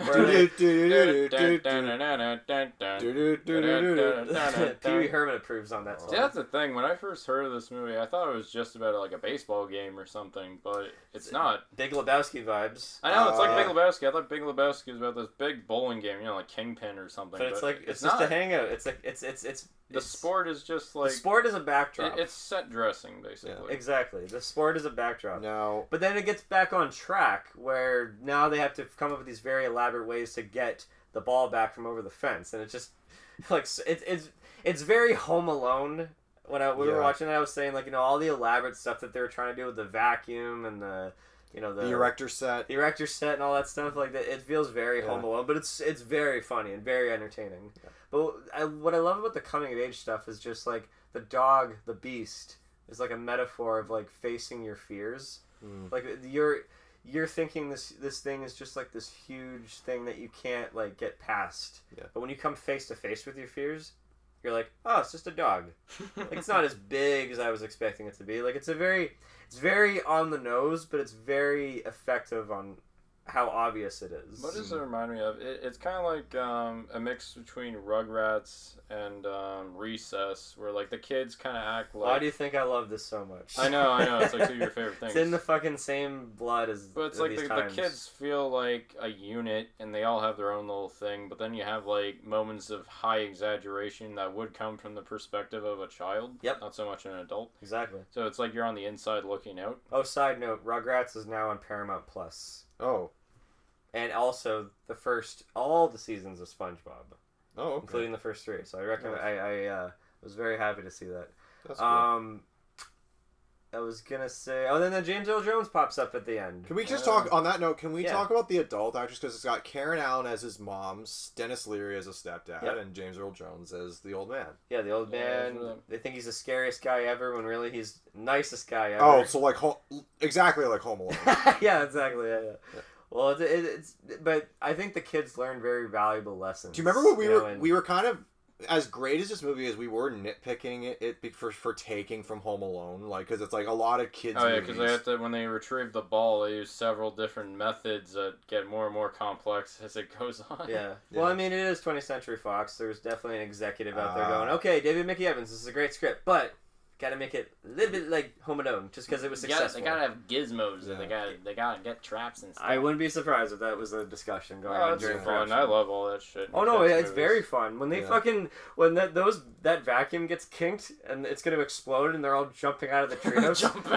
I die laughing every time. They're just screaming. Oh yeah, the last half of this movie is just them screaming in unison. Just a lot of kids screaming. They're just screaming bloody murder. But I think that's them kids caught up in their own world of like the dog is not as big as like, because there's no adults reacting to what they're doing. Yeah, not really, no. So I think what about that sequence when like Benny's being chased by the dog? I think that's literally happening. Yeah, for sure. Yeah, it's just, but I mean, he has to be pretty fucking fast to outrun a dog that whole time. I was gonna say, dogs are fucking quick. Oh yeah, they have twice the legs. I do that with my dogs, and he's already caught up with me when I'm running in my 2-acre backyard. It's like, oh my god. Yeah, no, I think the wonderful little score in this movie, I think just, it's such a, I feel the heat and the vibe of this summer radiating off of me. It's just, it brings me back as being a kid. I didn't own this movie. I owned Dazed and Confused on VHS. I rented The Sandlot numerous fucking times back then. I almost could have just owned it. That's kind of like, I did the same thing with Flipper, another favorite summer movie of mine. Like, I never owned it until years later, but I rented it every Absolutely summer. mandatory to watch these in the summertime. Yeah, absolutely. Yeah. Oh, man. You're killing me, Smalls. Killing me, Smalls. So many great quotes. Now, I, as someone who had never seen this, I guess you and I share a commonality in which we love sharing movies with people who haven't seen it, so we can relive it through their eyes. Yeah. Like, because like my friend Laura isn't very versed in films, and there's like very few like classics that she's seen, and if like we have the kind of relationship where it's like if there's a movie that she's seen that I haven't, she will bust my balls for it so hard. Evan, you point out something that I didn't even notice. That's what I'm getting at. Yeah. Like when we find out that James Earl Jones, he's blind. He knew Babe Ruth. Like he got hit with the ball and he ended up turning out blind afterwards. You're like, oh, that kind of parallels when Scotty got hit with the ball and by gets a black eye. Yeah, because he's like eye on the ball. Yeah, like At least he caught it. Yeah. Oh, and it's so sweet at the end to see where they all went off. Like Benny the Jet Rodriguez. He plays for the Dodgers. That's a solid fucking baseball player name. Yeah. Benny the Jet Rodriguez. Elton John approves. He steals the third base. He ends up like winning the championship, and him and Smalls give each other like a thumbs up, and that's the first thing they did when after Scotty caught the ball in that scene, and like they all welcome him into the Sandlot. Yeah. Benny and Scotty gave each other like a thumbs up. It took me a while to notice the parallel, but it's a great connection to capture, to tie that all together. It's really tight. It's very tight. Now the sequel. Next, how about everyone? Evan, please take it. No, I don't want to get into that. Nope. All I'm gonna say is I knew The Sandlot had sequels because Moving on. Okay, No. Please. Really You're right. I don't want to talk about this. All right. No, I'd rather not. So moving on, I'm actually gonna take us back to the year the tail end of the summer of 2007. I mentioned Judd Apatow. He didn't direct this, but he did produce it, and this was one of the first. It's a very Judd Apatow feel-ish movie. Yeah, like it's amazing how like his influence is so vast that even if he doesn't direct a movie, his style of comedy is there. Well, the same people that work with him, a lot of them worked on this movie, and and a lot of them are there, and their writing is there too. Yeah, totally. Okay, case in point, Superbad. Yeah. We were all in high school. Well. No. Yep. Cody and I, you were in high school. Lyle, you were just getting toward the tail end of elementary school. Because he's 3 years younger than us. So yeah. When we were in, it's funny because Superbad is a movie about, just like Dazed and Confused, it's about the end of high school. But ironically, when you and I saw it, we would have been just starting. I watched it right when I was going into starting grade 10, and you would have just been entering high school. So, Superbad. At the time, like, this is a movie where, like, I didn't understand the brilliance of it, like, until years later, because when you're that age, you just laugh at the jokes, and the jokes slap. And this movie... It's another natural... This movie literally is not only a feel-good movie, it literally created entire catchphrases, and, like... No one was saying FML or fuck my life before Superbad. Superbad coined that term with the... Well, no, I wasn't going to say feel good. I said it feels very natural. It feels very natural. So, and of course, there's I Am McLovin. There's, McLovin became a drawing cultural icon. Drawing pictures of dicks and something. It's no big deal. Something like 8% of kids do it or whatever. So, is it true that Seth Rogen and Evan Goldberg wrote this in high school? Yeah. They wrote it when they were...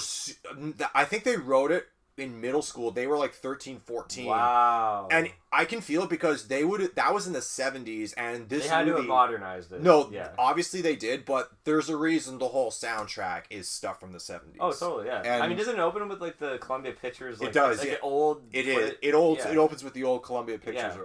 And then, so I want to talk... So that's why the two main characters, Seth and Evan, are named after the writers. Yeah. And, Right. Yeah. That's the only instance I can think of where the main characters are named after the writers. Evan is Michael Cera. Evan is Michael Cera. And I can never pronounce his name right. Not John Cena. John Cena!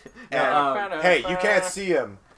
And Seth is played by... Evan is... There's some lines in this movie that, like, I say that. Yeah. Like, when I'm playing video games and I die, I literally go, yeah, great, that was fun. Yeah, what's the fucking point? What's the fucking point of you playing this? You can't fucking... I laugh at that a little bit. I laugh at... This literally happened to me. I remember the last day of school, and I took a shop class, and I was using the drill press, and I'm just like, it's the last day of school, fuck it. I'm just drilling holes. I don't care. Last 2 weeks, fuck so it. Checked out. I was like, I don't care. I'm just doing whatever. And then there's also...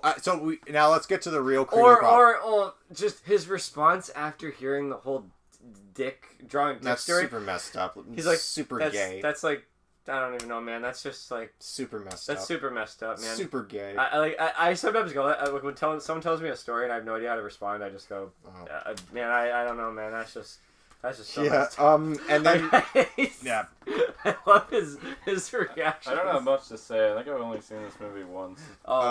Believe it or I've not, seen it a few times. I know it fairly well. I remember like popular. During lockdown, we were watching a bunch of stuff on Netflix Party, and one of our friends, despite being identical to or mostly identical to Seth's character, or maybe more so McLovin's character. Probably, yeah. Yeah, he had never seen Superbad, and that like wow, we just brought you back to the day. So it's about them trying to get alcohol. The whole party, yeah. That's all it's about. Just like Dazed and Confused, the movie actually movie actually takes place. The movie actually takes place over a 24, maybe 36-hour period, because it's like that. It's like they're in the last 2 weeks of high school, and what happened? What do the seniors do? They throw parties. Looks like Dazed and Confused. So, what I love, the reason why I identified with this movie when I was a kid or when I was a teen back then is because like these guys, Seth and Evan and Fogel, they never go to parties. They're the guys who like get together in one of their basements every weekend and they just watch porn. They fuck around. They'll get drunk, and then they'll just... I love Fogel every time he approaches that one girl in school. He's just looking straight at her ass. It's 10:33. What? It's 10:33. And then the next thing, he just spins right. I had a friend of mine who was a lot like Fogel, actually. It's like, I told her what time He came up to, yeah, I told her what time it is. That's the coolest fucking story I've ever heard in my entire life. Can you tell it again? Do you have time? It's 10:33.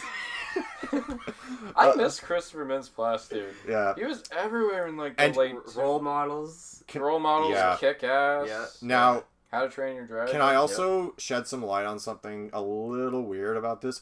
About the production. Okay, so, spoiler alert for all two of you who haven't seen Superbad.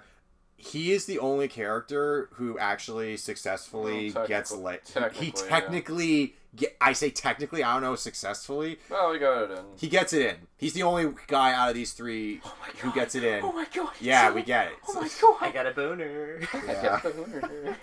Yeah. We should not be blocking his cock. We should be guiding his cock. When the fuck is the spin-off movie? About the cops. About the cops coming out. Bill Hader and Seth Rogen are fucking hilarious. So that's a spin-off movie you would see? I would see that in a heartbeat. They are hysterically funny. No, do you know what they would do? So do you know what happened? It's so funny. No, he was just like you. Oh, he was Jewish. Okay, so we got a black Jew. Okay, so we have an African Jew wearing a hoodie.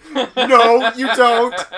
Apparently, you want to talk about, by the way, in terms of... sounds like a sexy hamburger.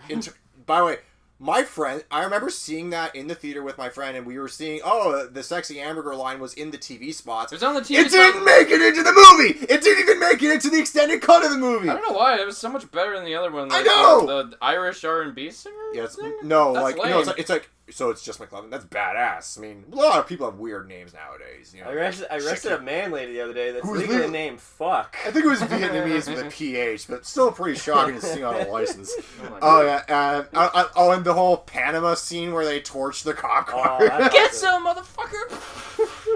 But anyway, so going back, we digress. So going back to the whole, Christopher Mintz-Plasse was 17. Jonah Hill and Michael Cera and Emma Stone and the... Dude, when I saw Emma Stone, my first thought after I saw this movie was, she's going places.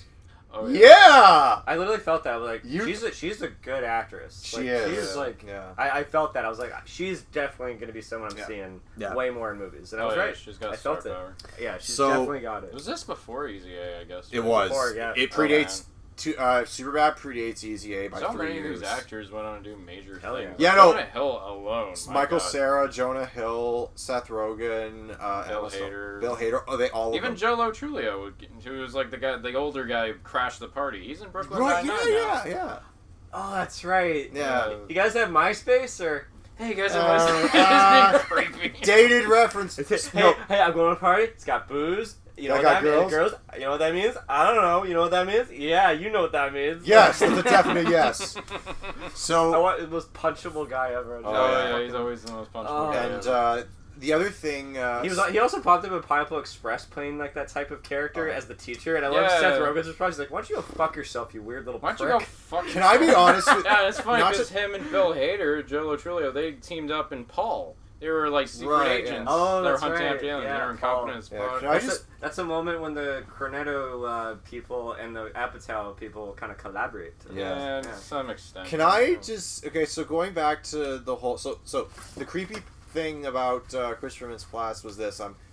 He was 17, and his co-stars were all in their early 20s, which means that because he was legally underage, during his love scene, his mom had to be present on the set. I mean, they filmed it in such a way. They filmed it in such a way that like you can't even tell, but his mom had to be physically present on the set. Yeah, they did it pretty tastefully. They did. Yeah, for sure. But they had to do that because he was legally underage. So, I feel like watching this again. Oh, good. Awesome. Yeah, sure. It's been a while since I've seen it. I remember there's always these parts that make me I'll give it a chance. One thing I did appreciate about the movie, it's like, it almost feels like an American Pie kind of situation. Like, it's American Pie. We Pie. Wasted and we gotta lose our virginity before high school. The thing... But, at the end of the movie, this is where I'm going with this. Yeah. It gets a lot deeper Yeah. So they kind of There's a learn. lesson. They kind of learn to appreciate their friendship. And it's perfect. They learn to respect women. They spend a little bit more time with them at the mall. Yeah. It's not like there's no objectives anymore. Well, that's literally... That's the coming of age. That's the coming of age, because it's like, it starts off as an American Pie, do-over. And no disrespect to American Pie, it works as a gross-out American comedy. Pie is not bad, actually. It works as the a gross-out comedy. sequels are a little questionable. But it's not a deep movie with any sort of lesson. It's just for the gags. But Superbad, like you said, there's a lesson. Yeah. It's smart. Well, what I like about Superbad is, like, I remember more jokes from Superbad than I do from American Pie. Me too, actually. Because like the jokes are more iconic and the lesson was more meaningful, so you get 2 improvements for the price. You get one iconic one for American Pie. We'll just tell Mom that we ate the pie. That's the only one. That and the whole Slovenian girl in his bedroom. I can't remember any other joke from American Pie other than me that. neither. What about the part where Stifler drank a cup full of jizz? I thought that was an American Pie 2 or Wedding. Oh no, there's the second one he gets pissed on. Stifler has gross out movies in every. I haven't seen American Wedding. I just think he's gonna eat a tampon. You haven't seen. I thought you saw Wedding. You haven't seen Reunion. No, sorry. Yeah, I've seen Wedding. I haven't seen Reunion. Reunion. Is the one where they bring them all back. Yeah, in the first one he drinks jizz, in the second one he drinks piss, in the third one he eats dog shit, in the fourth one I'm just expecting he's gonna eat a Tampax. I don't know. So going back to Superbad. So what? I was when I went back and looked at the movie, I was a little worried that the woke mob would go after it. No, and for the message alone saves it, because it's like, yeah, it's technically not ethical to want to go to a party. I mean, it's innocent when you're a teenager to want to go and get, a girl you like drunk so she'll sleep with you. But like as the conversation about consent evolved over the last decade and a half, doesn't look so good to do it, but this movie was ahead of its time in that respect, because it teaches you, it's like, you can just talk to him, and... What's so funny? What's so funny? I remembered a part that Cage and I always quoted when we lived together, because we watched this a few times. Yeah. Anytime we say, I'm sorry, we always go, I'm sorry. Yeah. He face plants and knocks Emma Stone. Headbutts her in the face, and he's like, "What the fuck? What the fuck?" He's just on the ground, pass out. Can I be honest? Sorry. Can I be honest? Beautiful. The first, because you don't see Emma Stone's mouth. I honestly thought I thought that. What the fuck? I thought it was dubbed over. No, that's real. Oh my God. But hey, get this. You, McMuffin. But get this. So the whole movie, like, at the end, the girls they like. This is what happens. Seth had this whole plan to, he had a more elaborate plan to get Jules drunk and have sex with him. Evan was just like, okay, I'm gonna go along with this. I'm gonna get my crush a bottle of vodka, and maybe we'll see where it goes. But McLovin was the guy who invented this whole plan, because he got the fake ID, which means he had to be the mule at the liquor store. And by the way, I've been there. Because I turned 19 before. Are you 21? Yes, No. I am. You certainly are. Oh man, we're getting ahead of ourselves. It'll be $80. Takes out an $80 bill. There is no $80. In American currency, there is no $80 bill. No. That's the joke. And I love. It's like, don't do it, kid. You fucking coward! The psych-outs are so funny. Yeah. I think I mentioned this in the cliche. The psych-outs, that's one where the cliche actually works. And one thing about... So going back to the whole... Sorry, so going back to the whole... So the plan is... and then McLovin wanted to get with that girl, that G-string... Nicola, that was her name. Yeah. Okay. He wanted to get with her somehow, and then... So they're all going to be at this party, so that's their objective. Like, get the alcohol to the party and then get laid. But this is what happens. Like, Seth's plan goes to complete shit. Seth gets himself super wasted. He discovers that Jules not only isn't drunk, she doesn't drink at all, despite the fact she's throwing a party. And I'm like, that's a trope in high school that's overlooked, because it's pretty rare that those kids They handled it well when she finally realizes what he wanted to get out of her. And she very nicely says... She very nicely declines it, but just tries to be said, nice and she didn't even say a hard no. It's like, not right now, because you're clearly drunk. Yeah.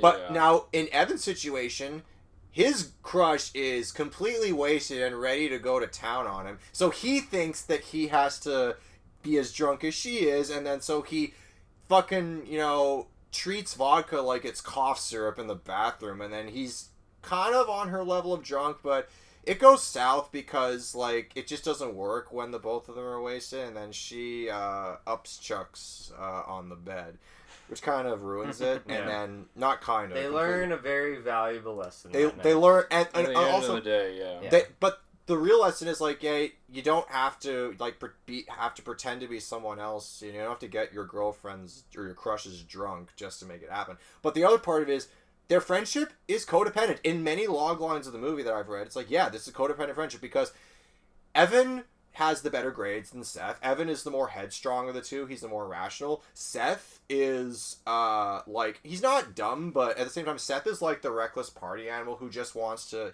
his hormones are a little ahead of his brain. Yeah. That's all it is.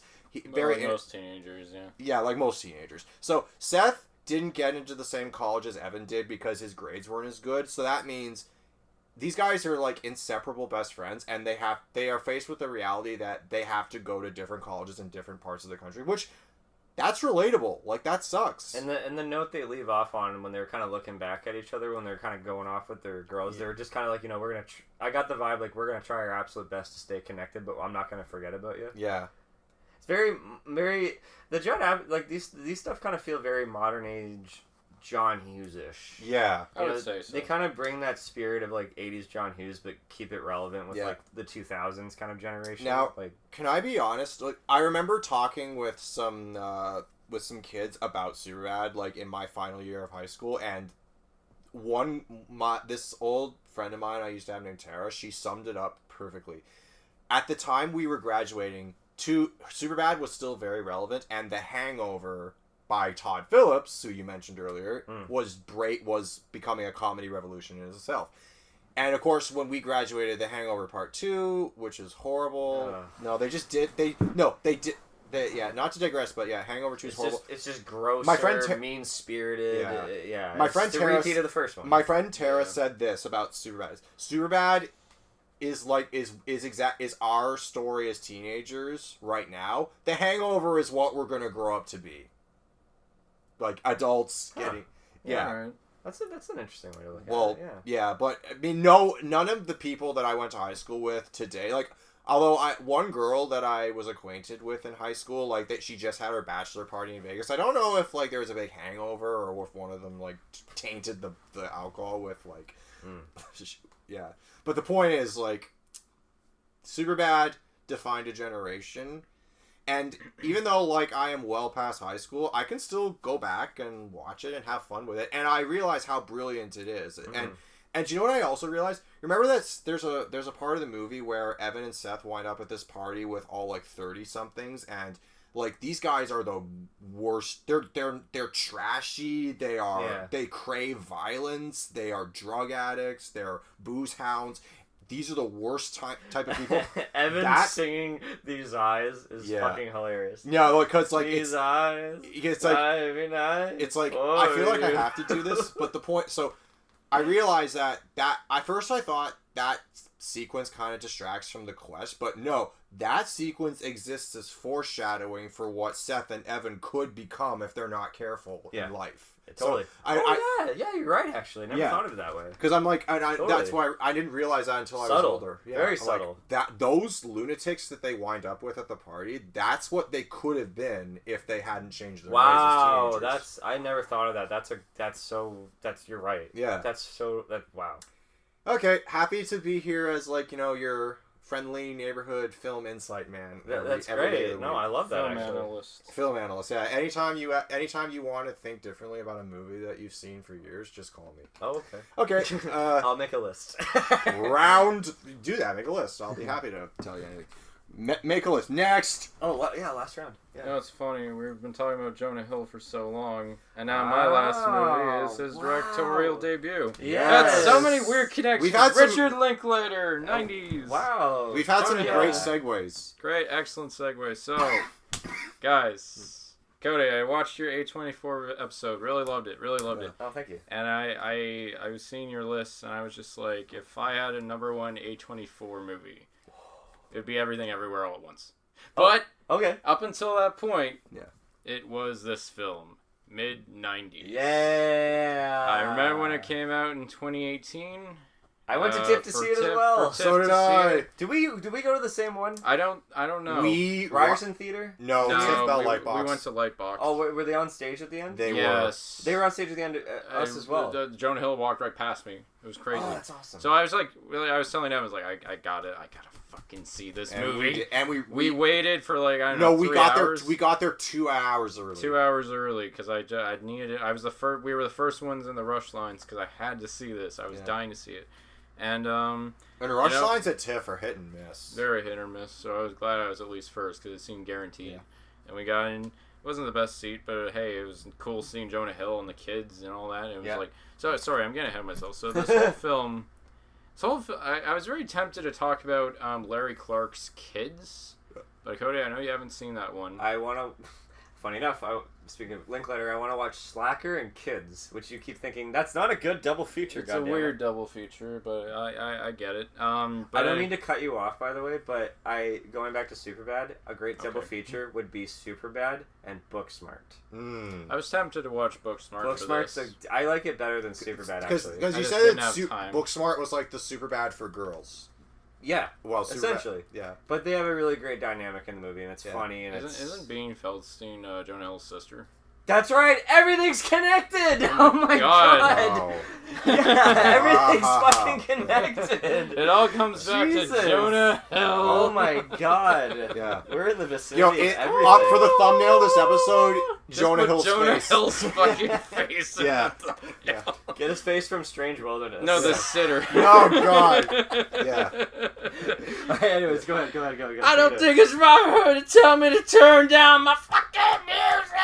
Yeah. But anyways, go ahead. Mid-90s follows the story of this 13-year-old boy named Sonny. Or not Sonny, sorry. Sonny's the name of the actor. Stevie, also known as Sunburn. Interesting, in a lot of our movies, every character has like a nickname. Yeah. McLovin. He's like this sheltered kid. He doesn't really get out of the house. He has this really abusive brother, and his mom's not always around. So his brother is played by the kid from A24 legend, Lucas Hedges. Yeah, Lucas Hedges. Yeah.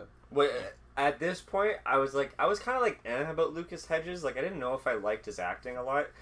But mid-90s is the one where I went, okay, he's good in this. Yeah, he's just like when I saw him kid. in 3 Billboards Outside Ebbing, Missouri, I was like, you seem like the most flat actor in this really well-acted movie. I was like, there's something about him bugged me. And ever since mid-90s, when I see him in movies, he's just gotten better. He was pretty good in Lady Bird, too. Mm. Oh, that's right, he was in Lady Bird. A lot of people were in Lady Bird. I mean, he was okay in Lady Bird, but Paul Atreides was in Lady Bird. That's right. That's the first thing I saw him. Timothy Chalamet did. Yeah. So one day, Stevie's just walking down the streets alone, staying away from his brother, and he sees this crew of skateboard kids. And he's entranced by them because they're rebellious, they break the rules, they have fun with each other, they have like a strong bond. So he's like, alright, cool, I'm going to go skateboard, I'm going to be just like them. And then we have this long cascading story about how these kids kind of change his life, sometimes for the good, sometimes for the bad. The film does a really good job of seeing whether or not, I should probably name them all. So we have Ray, Fuck Shit. Fuck Shit is awesome. Ruben, and Fourth Grade. Like this. Fourth Grade's the film guy. Yeah, he's Spike Jones. Yeah, he's Spike Jones. Yeah. He literally is. Yeah, he films the skateboarding. Yes. Yeah, he shoots everything with a fisheye lens. Oh my god, that's awesome. Yeah, but so the film does a really good job of kind of like not really crossing the line of saying whether this crew is a good influence for Stevie or a bad influence. Because, like, Stevie does develop bad habits, but it's just, I think it all stems from his upbringing, because you see him a lot whenever he, like, steals cash or does something against the rules, he, like, self-harms himself. Yeah. Oh, when he gets into that huge brawl with his brother and he goes to his room and grabs, like, the controller. SNES controller. The SNES controller wraps around his neck and just tries to fucking, like, choke himself. Mm-hmm. That's, like, raw. Oh yeah. When you get that fucking pissed off, you just want to like strangle something, and then I guess in this case, like yourself. It's fucking dark. Can I be honest? Like, there's a scene where, like, if there's violent altercations between an older sibling and a younger sibling, the younger sibling is inevitably going to hit back. And when he hits his older brother back, towards the end of the movie, I'm like, that's believable. But one thing caught me off guard was, gets one lick on his older brother. His older brother starts howling, in agony, Oh, as if I was honestly having thought he took out the kid's eye. Yeah, at first I thought he got poked in the eye, but I think he was just having an emotional break. Do you feel like it was because like I'm not used to my brother hitting me back, and it's like such a shock? Well, that and it's just like his little brother just taunted him like. That's when he shoves him in the hallway or something like that. No, that was that was the first shot. Okay. And the second was like, Stevie, what the fuck are you doing? See, I've only seen this movie once, and I still remember little moments. And I've seen it at least 3 times now. Yeah. I love I've the part. twice. I love the part where they're harassing the security guard. No, hey, fuck you! I don't think you can even say that, you Sheryl Crow-looking motherfucker. Yeah. One really great scene I loved was when, and this does cross of a hangout kind of movie, but when they're just kind of shooting shit with that homeless guy. Oh yeah, that was a Funky Homo Sapien guy. Yeah, Funky Del the Homo Sapien. He's a rapper. He's highly tied to skate culture. He appears a lot in the Tony Hawk games. Gotcha. That's cool. Yeah, Nice Del the little Funky tie-in. Homo Sapien. Yeah. Oh, and also when they're trying to go ahead. Oh, sorry. And speaking of cameos, there's also one by Harmony Korine. Oh, who wrote Kids. That's right. Because this movie's very much inspired Very by kids. influenced. Like you have like these delinquents who like. He said that on stage. Jonah Hill, his biggest influence was kids. Yeah. Also, Harmony Korine's work. Yeah. The aspect ratio was the aspect ratio Yes. is shot in. That was inspired by one of his filmmaking friends, Martin Scorsese. Martin Scorsese literally influenced the decision to Yeah, shoot. because Jonah Hill got anxious one day before he started. I think it was a week before shoot. He just went to Martin Scorsese's Wolf house. of Wall Street, Yeah. Yeah, and he just talked, because he worked with him, So he talked to Martin, and he's like, I feel so nervous. I never made a movie before, so I don't know what to do. And then Martin gave him, like, a lot of tips. Like that. That's awesome. You're about to embark on your directorial debut. Who better to talk to than Martin fucking Scorsese? It's either Scorsese or Spielberg. Yeah. So he chose his He cards got right. he got lucky. Yeah, Well, it's awesome absolutely. because there's even a Scorsese reference in the film. Remember when he's trying to do an ollie, and like he gives up halfway, and he goes into his house, and they're watching Goodfellas. Oh no, I don't remember that. Yeah, well, that was a small bit, but yeah, they walk in and they rented Goodfellas, and they're just watching that together. The tension was real during that part where they tried to jump that gap on the roof. Like the roof gap. Yeah. Oh my god. Yeah, had that amazing Hungarian song that played in the trailer. Listen to that piece. It's hard to pronounce. There are moments in this movie that make me physically ill. Like this, that's affecting the car accident. The scene where like he like does like Adderall or something. Yeah. Like, Oh yeah. No, sorry, Ritalin. Like over the store like antidepressants. And then there's also The incidents. also I want to the scene where like they're trespassing, they all get chased by police officers. Yeah. Because back in the day, skateboarding was kind of seen as like a hooligan sport. My favorite scene from this movie, and it still resonates with me, and I loved it, was when the main kid, I'm sorry, I forgot his name, Stevie, was talking to the leader of the group, right? The one that owns like the skate shop, right? He works there. Yeah, he works there. Yeah. When he was just talking about the one time, it's like, oh, fuck shit, look at him. He grew up under a bad life, but like he fell off his skateboard and he got back up again. That's life, Mm-hmm. And they're kind of just having like that kind of like life lesson. Oh, that's an excellent. That's scene. a theme that kind of is in like all of our movies. I'll say, like if we follow the one kid that is like kind of the new person in the group, or like they're very insecure and they got a lot of doubt and fear. There's always like that one wiser kid that they look up to that follows their. Whether you're Benny or Ray. Ray. We'll get to Chris when we talk about Chris and Gordy in my next pick. Yeah, exactly. Funny. I don't know if you know this, dude. Alexa Demi. The one that plays the girl he gets. He got a crush on. Doesn't he say like she touched my penis? I touched her vagina. I touched her vagina. Sorry. She is typecasted as playing a fucking high school student.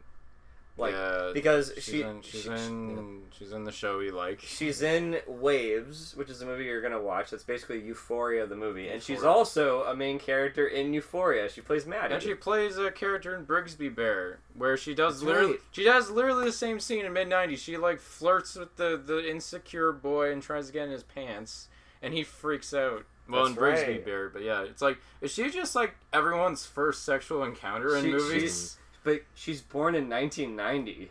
She's not even a high school student. No, she's really old. She looks young. In fact, I remember a lot of people thought that scene with her and Stevie was problematic. But like, I don't think so. I've met people who lost their virginity at age 12. Anthony Kiedis. It happens, but they don't do it. They don't show it or anything. They just imply it. It's implied. Like, if it's implied, that's fine. But like, if it's one thing to like actually like show it. Oh no, I'm sorry, kids have like sexual experiences. But it does happen. Here's the other thing. So I want to talk about a moment that I actually realized that like I told you something that you didn't know about. I gotta talk about the soundtrack of this film. Okay, so perfect. Initially, so I learned this so years ago. So in mid '90s, in the love scene, that Nirvana song. Well, the flirtation scene. What's the song called? It's called "Where'd You Sleep Last Night." Where'd You Sleep Last Night? It's a cover. You were my girl. Okay, here's the thing. Don't lie to me. Tell me where did you sleep last night? Okay, so in this movie, Sorry. Okay, so good. Okay, so believe it or not, that song. The reason why you seemed when we were watching the movie, you seemed genuinely surprised to hear a Nirvana song because context. Because I never heard that. Just song like Led Zeppelin, it is very Nirvana's the estate. It's ridiculously hard to get Nirvana songs in your soundtrack. Yeah, which is why we're skeptical about a Nirvana biopic ever happening. But at the same time. The reason why that song is in the movie is because... Just watch Montage of Heck. Okay. Yeah, I tried. Okay. The reason why that song is in the movie is because that particular song is public domain, and I know this because years ago, Sean Stokes and I shot a short film called Scarlet Night, and the central song in that movie is "Where Did You Sleep Last Night?" And I asked Sean, how are you able to get this song in the movie? And he said, it's public domain. You can do it for free. I'm like, great. So that was that little producer-director conversation like ended then and there. It makes sense that they would play Nirvana songs in 1995. Like, the year after he died. Yeah, like they were the shit. The MTV Unplugged session was like one of the most highly acclaimed MTV Unplugged of all time, still to this day. So it was one of their last performances too, so that makes sense. Yeah. The soundtrack's excellent. You got Bad Brains, Misfits, when he's building boards like, if you want to scream, scream with me! Hard cuts. And you have like a Pixies song too, like Wave of Mutilation. We were watching Lost and you heard in the other room, hey, I hear the Pixies. Hey, it's Gouge Away. I love the Pixies. I'm so glad they're appearing in movies now. The soundtrack is so perfect because I think it appeals to people like you that really go in deep with the soundtrack back then, like underground stuff, because I'm happy with shit that I didn't recognize. I think there was only one scene and it made sense in the environment that they were in when they were at a restaurant and it was playing Kiss from a Rose, because that was a pop song. Now, naturally, in a restaurant back then, a pop song would play on it. Yeah, that's the only one where I kind of perked up, but... Yeah, to be honest with you, I didn't know any of the other ones, and I'm happy. Well, because then it felt more authentic. Well, I mean, yeah, because in the skater world, it's just like they're against all the fucking mainstream shit. Yeah, because like a lot of skate music is largely hip hop or skate punk. Yeah, it's one of the two. Totally. And there's also some nice like doo-wop music from like the 1960s, like that one sequence when they're skating in that long wide shot and they're all just going in a line. Yeah. There's a lot of nice little like soft songs as well. Yeah. It's not it's eclectic, I would say. And, I don't know, man, like, if Jonah Hill wants to make more movies, like, they don't have to be all like this, but I just really enjoyed his perspective, because actually, I didn't know this at the time, he used to be a skateboarder. Like, he grew up around people like this. He said that on stage as well. It's like, direct and make what you know. Yeah, so and write what you know. If he wants to make more films, I'm totally open to it, but, like, if he doesn't, like, I'd be really happy if this is, like, definitely one of the best films I've seen in ages. Yeah. Where I personally connected to it, because I love skate culture so much, especially because, like, you don't get more into that, like mid-90s to, like, early 2000s, like, between 1995 or 6 to, like, 2001, it was, like, ubiquitous. It was everywhere. Mm-hmm. Yeah. It was the most popular time to get into skateboarding. It felt like it was made in the mid-90s, too. Yeah, it did. Which was a really nice aesthetic. It was so good. And all the kid actors are great. The kid who played fuck shit was so good. Oh, he's so funny. Yeah. He's so charming. Like, he's like that kind of... It's funny, because you see Ray, and he's like the character... He's like a good role model, and then you have fuck shit who's like really... He's fun, but he does a lot of stupid things. He is... He's directly responsible for the car crash. Like, there's no sugarcoating. I have a question. Should we go into spoilers? We went into spoilers for Superbad. So yeah. Do you think the movie should have ended with the result of the car crash and you just see Sonny laying there motionless? That would have been way too indie. I say no. because I don't know. because it's like because it would have that last scene it would have kinda left leaves me on it feeling would have weird. left on too dark a note. Because Because they would have shown consequence. So. The theme of the film was also just about just getting back up again, and that's kind of what happened. Exactly. So I was kind of happy with that. All right, sure, that's a good way to look at it. Yeah, because so how many indie films have we seen where we end on a hard cut from, someone dying or like a big shocking thing? Mm-hmm. Yeah, Way too often. So I'm kind of glad that Jonah Hill deviated from that and actually like. I think my only complaint of the whole movie is that it's just so short. If that's your only complaint, then that's if it was like that means it's a masterpiece. I remember when I waited, I was like, okay, I've been waiting for 2 hours, and then the whole movie flew by so fast. I'm like, oh no, it's over. I want this to last for 2.5 hours. My three picks are actually like 90 minutes on the dot. Yeah, Can I be they're honest? ubiquitous, yeah.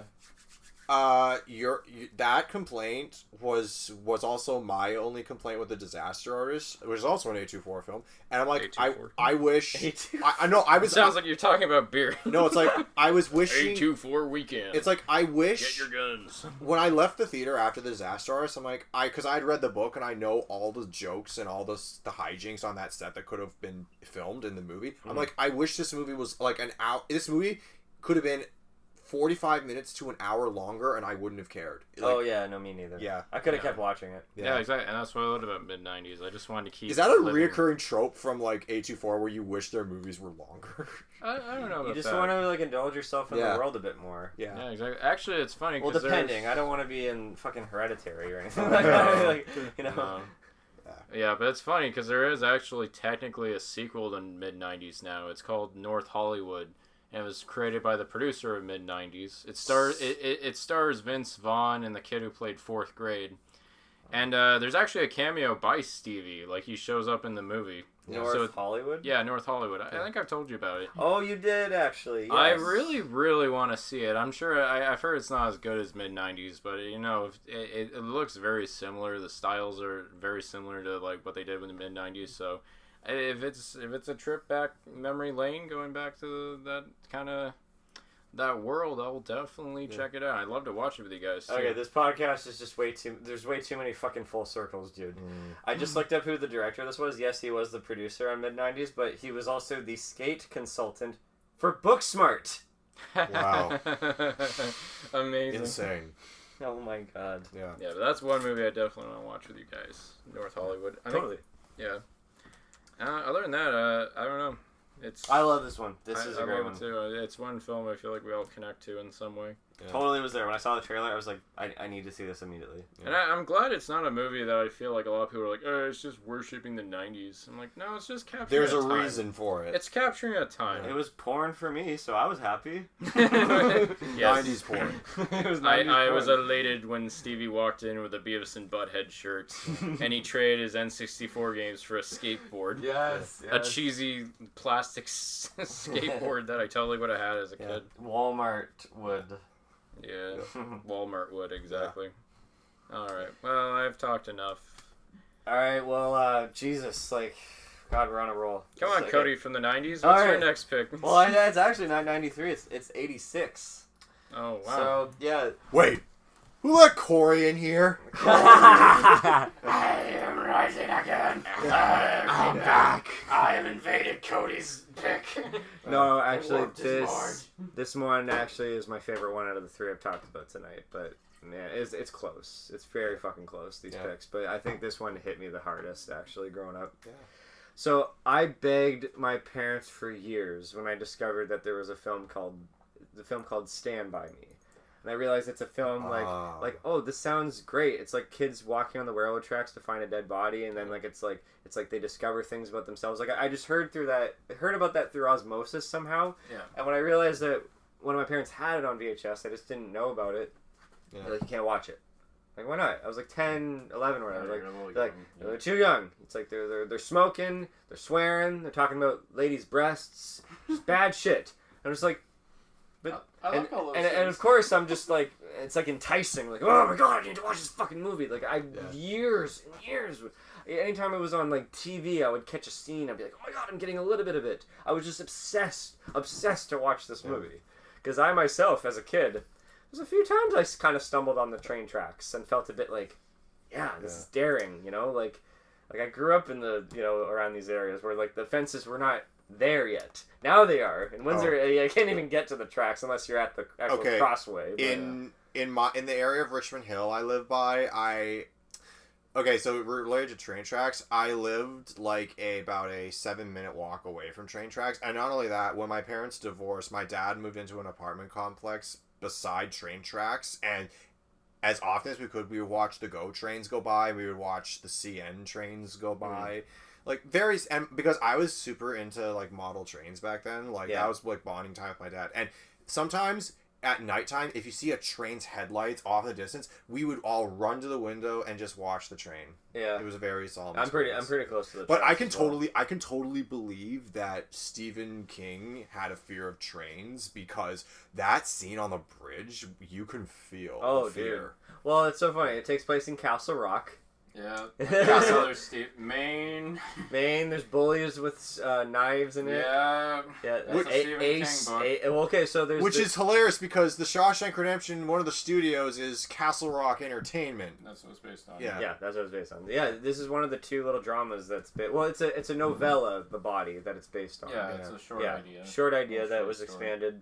And Rob Reiner is an excellent actor's director. He is. He knows how to get so many great performances out of his movies, and especially here, you got Will Wheaton playing Gordy LaChance, who's like the main character, who is just like, he feels like he's the more adjusted kid, but he's feels kind of like insecure and not really in his place. He's like an inspiring writer, but he has an asshole of a father that looks up to his brother more, who's played by John Cusack. Yeah. But he passed away in a Jeep accident. Then he hangs out with these... Cusack, eh? Huh? Another Cusack? Oh, yeah, another Cusack. Yeah, there we go. Yeah. Circles. And River Phoenix is also in River Phoenix as Chris Chambers is the best character in this movie. He's the wise kid in this movie. He's a rough kid, and same with Teddy LaChance, played by Corey Feldman. Like, I loved him so much. He's like the crazy guy, but like, and then the whole thing is initiated by their friend Vern, played by Jerry O'Connell, right? They're like, I heard through my through the grapevine, he heard it under the porch, literally, that like there's a dead body, and his brother in that gang wants to like take credit, but they're like, we can beat them to the body and we'll take credit. We'll be famous. Da da da. Yeah. So it's really just like them hanging out the whole time on their quest. It's just a great little adventure, like a trek almost, you know. Yeah. But you learn so much about these characters, like Teddy, Teddy of Corey Feldman. I was trying to remember his name. Like, it was established that his ear was like burnt off by his abusive father. He held his ear up against a stove. Yeah. But then when that asshole the trash yard, the junkyard guy, he was like harassing his dad, and he just fucking defends his dad. You fucking don't say anything about my dad. He stormed the beach at Normandy, da. And he's like crying later on, like he fucking ripped apart my old man. Like, and you're like, wow, what depth this kid has. Like to defend his dad that abused him, you know. Yeah. And then for Chris Chambers, River Phoenix, it was established that he's like a rough kid. He grew up like his rough family. His brother's also a delinquent. He stole the milk money from school, and then later on when he confesses, yeah, I did steal the money, but I gave it back to the teacher. And then the teacher comes the next day with a newly bought dress, and he starts breaking down, crying, thinking, now who's gonna believe me? You know, from the family that I come from, like this fucking adult. But the idea that he starts crying, he's like, I never thought that a teacher would fucking do this to me. Yeah. I watched this movie last night. I'm just like, all right, I'm not gonna cry. I'm not gonna cry. Like that's hitting me. It's hitting me. But what really just made me the waterworks. This movie fucking hits me. The ending when all 4 of them find this body and they're just staring at it, realizing the weight of the world of just like but it's Gordy that just because the whole time he's just like trying to like really come to terms with like the passing of his brother, and he's just like, I wish it was me. My father hates me. I wish I was dead. Like sorry. Yeah. No, it touches deep. It's a deep. It has a lot of impact. Sorry, I don't think this ever happened to me before on this podcast. Oh. Sorry, it's. Don't worry. No. This is fun. When I talk about this movie, I really get like emotional. Like it's a terrific fucking movie. It's so fucking emotional. But Everything pays off with that fucking gun, guys. I want to bring it back. Oh yeah. Yeah. Suck my fat one, you cheap dime store hood. Oh Oh yeah. yeah, because Puts Kiefer Sutherland. Keith Sutherland is fucking terrifying in this He movie. is. And literally, I remember Jerry O'Connell, because this is like his first movie. Yeah. He said, Keith Sutherland terrified Okay, him. don't say Sullivan. It's Sutherland. Sutherland, sorry. Keith Sutherland, he said he terrified him. Yeah. He said he couldn't even hang out with them off shoot. He was just that terrified by his performance as Ace. Yeah. Oh my god. Now, a little story that my mom likes to tell about Kiefer Sutherland is because Donald Sutherland and Kiefer Sutherland are Canadian legends. My mom, I believe, was in a situation where I think she worked for a catering company. My mom technically was in the film industry for years because she worked for a catering company that catered to like major productions that came to Toronto throughout the 90s. And this was like obviously like I don't know how she got into the a party for the premiere. So Kiefer Sutherland's first movie ever wasn't Stand By Me. It was something called I think Bay Boys. I'll have to look this up. But I don't know. okay, so where's this? I know the Lost Boys my was mom a year later. for but some reason my mom I don't know my mom it's also Corey Feldman too. my mom was at a premiere party for Kiefer Sutherland's first movie ever, and Donald was there, and my mom met Donald, and she remembers the exact conversation. She said, "Hi, you must be very proud of your son." "Thank you, I am."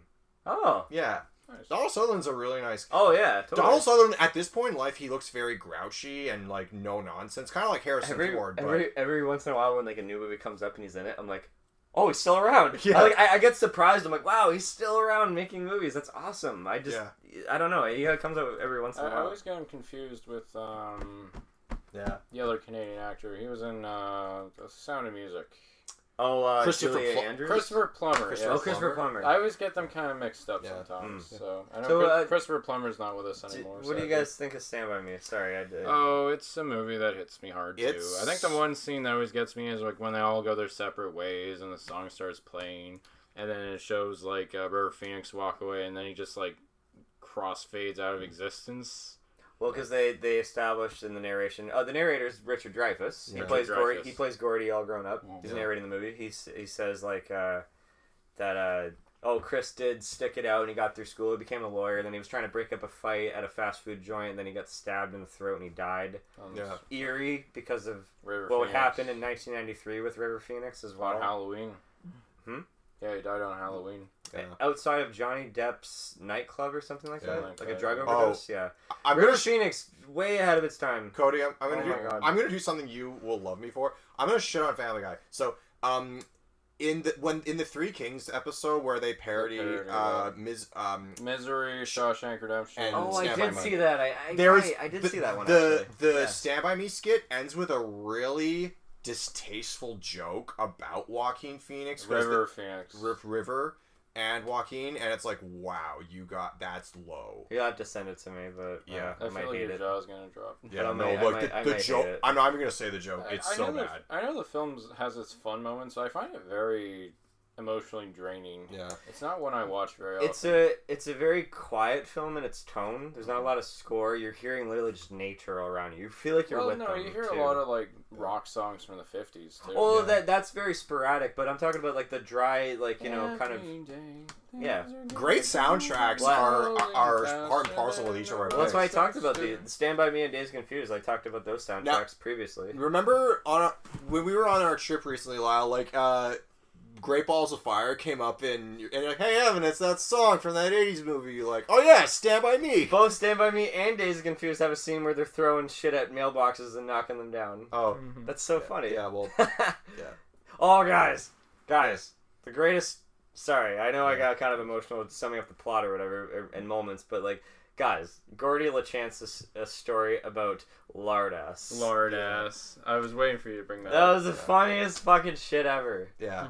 And he got so many nice opinions and reactions out of people where like Chris just openly said, yeah, that was a great story. Teddy's like, wait, that's the ending? No. And he's personally driven. He's like, what if Lardass, better ending is what if Lardass goes home and he like kills his father and he joins the Texas Rangers?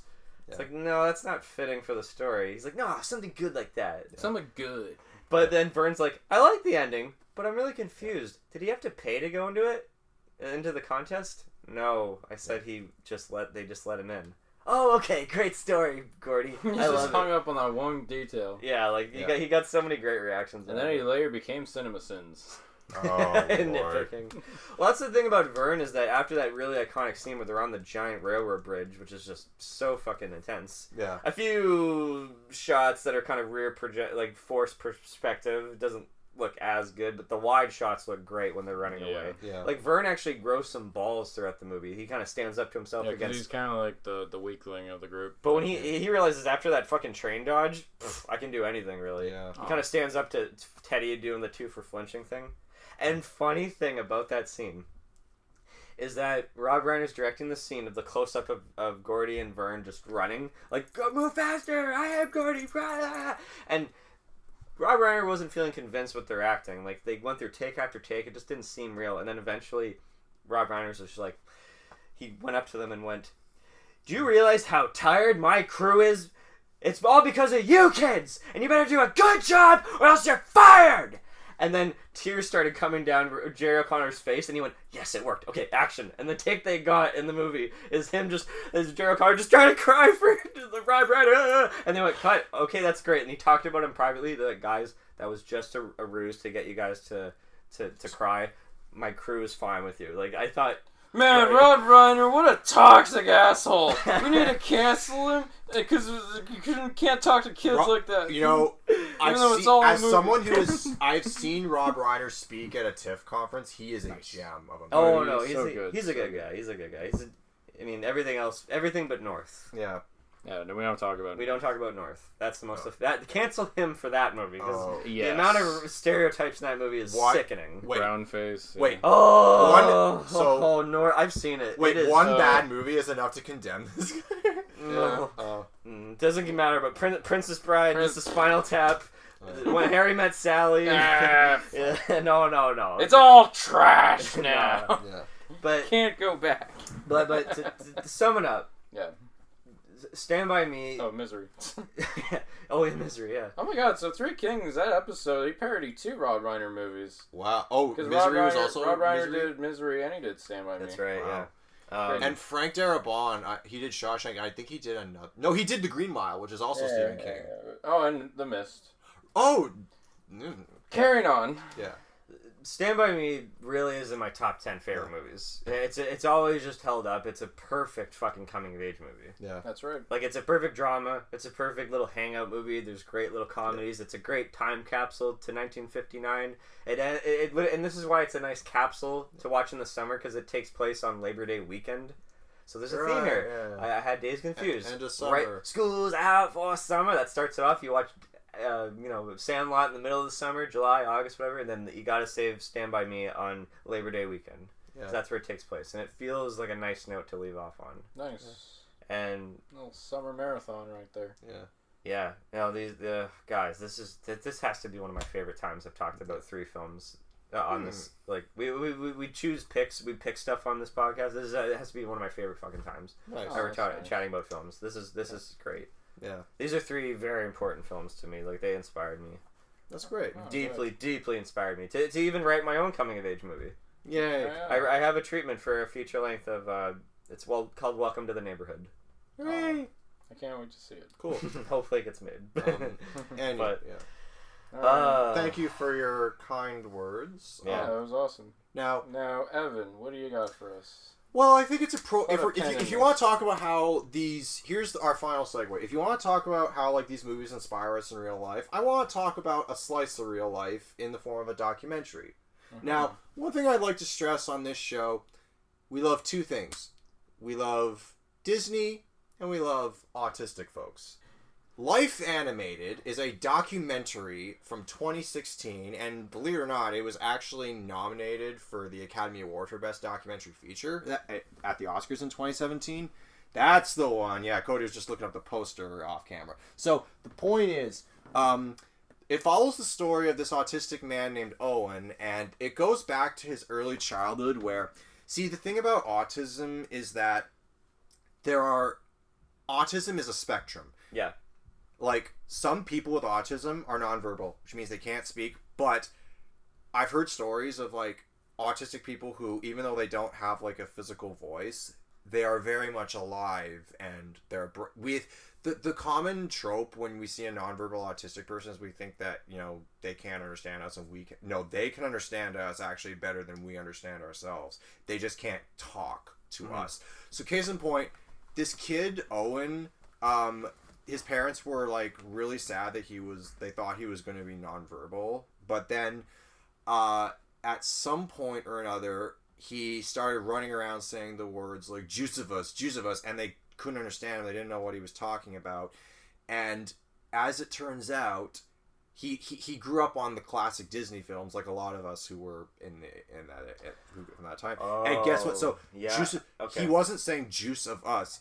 He was actually trying to say just your voice, which is from the song Poor Unfortunate Souls in The Little Mermaid, because Ursula tricks Ariel into signing over her contract, and the catch is just your voice. So the whole movie is about how this man's love for Disney classics kind of forged the man he grew up to be. Now, it follows him. The documentary does follow him around as an adult, like, you know, entering the workforce and, you know, trying to move out and build a life for himself.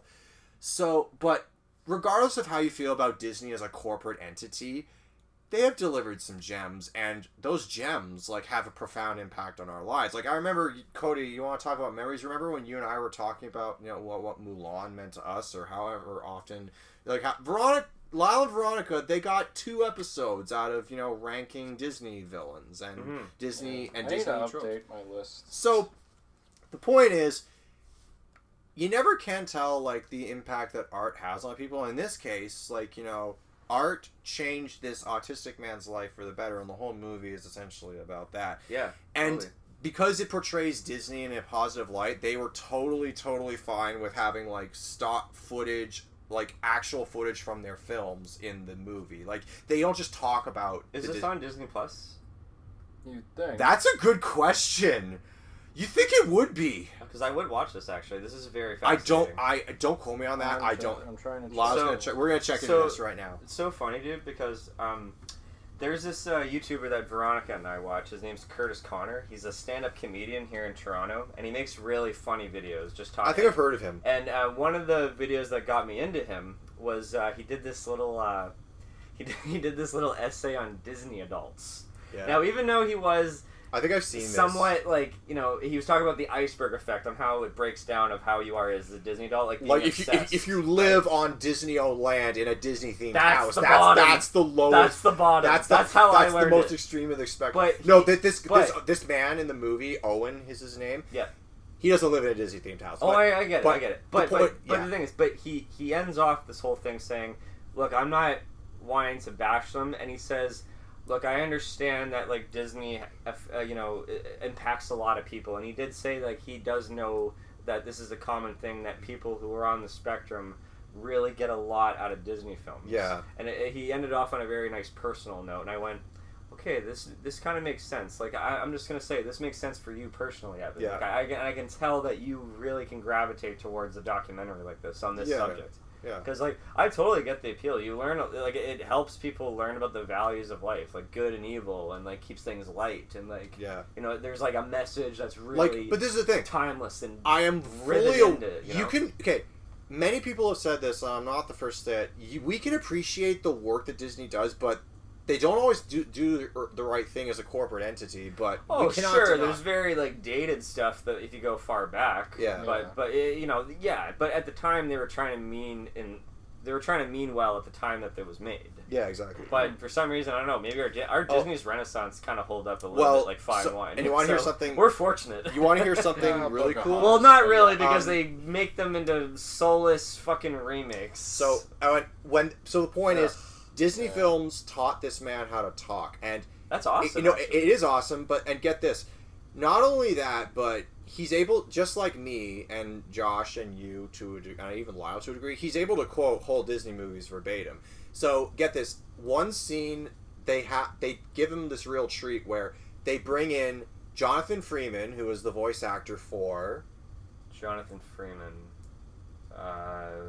Sorry, it's okay. This isn't Pop Quiz Hot Shots.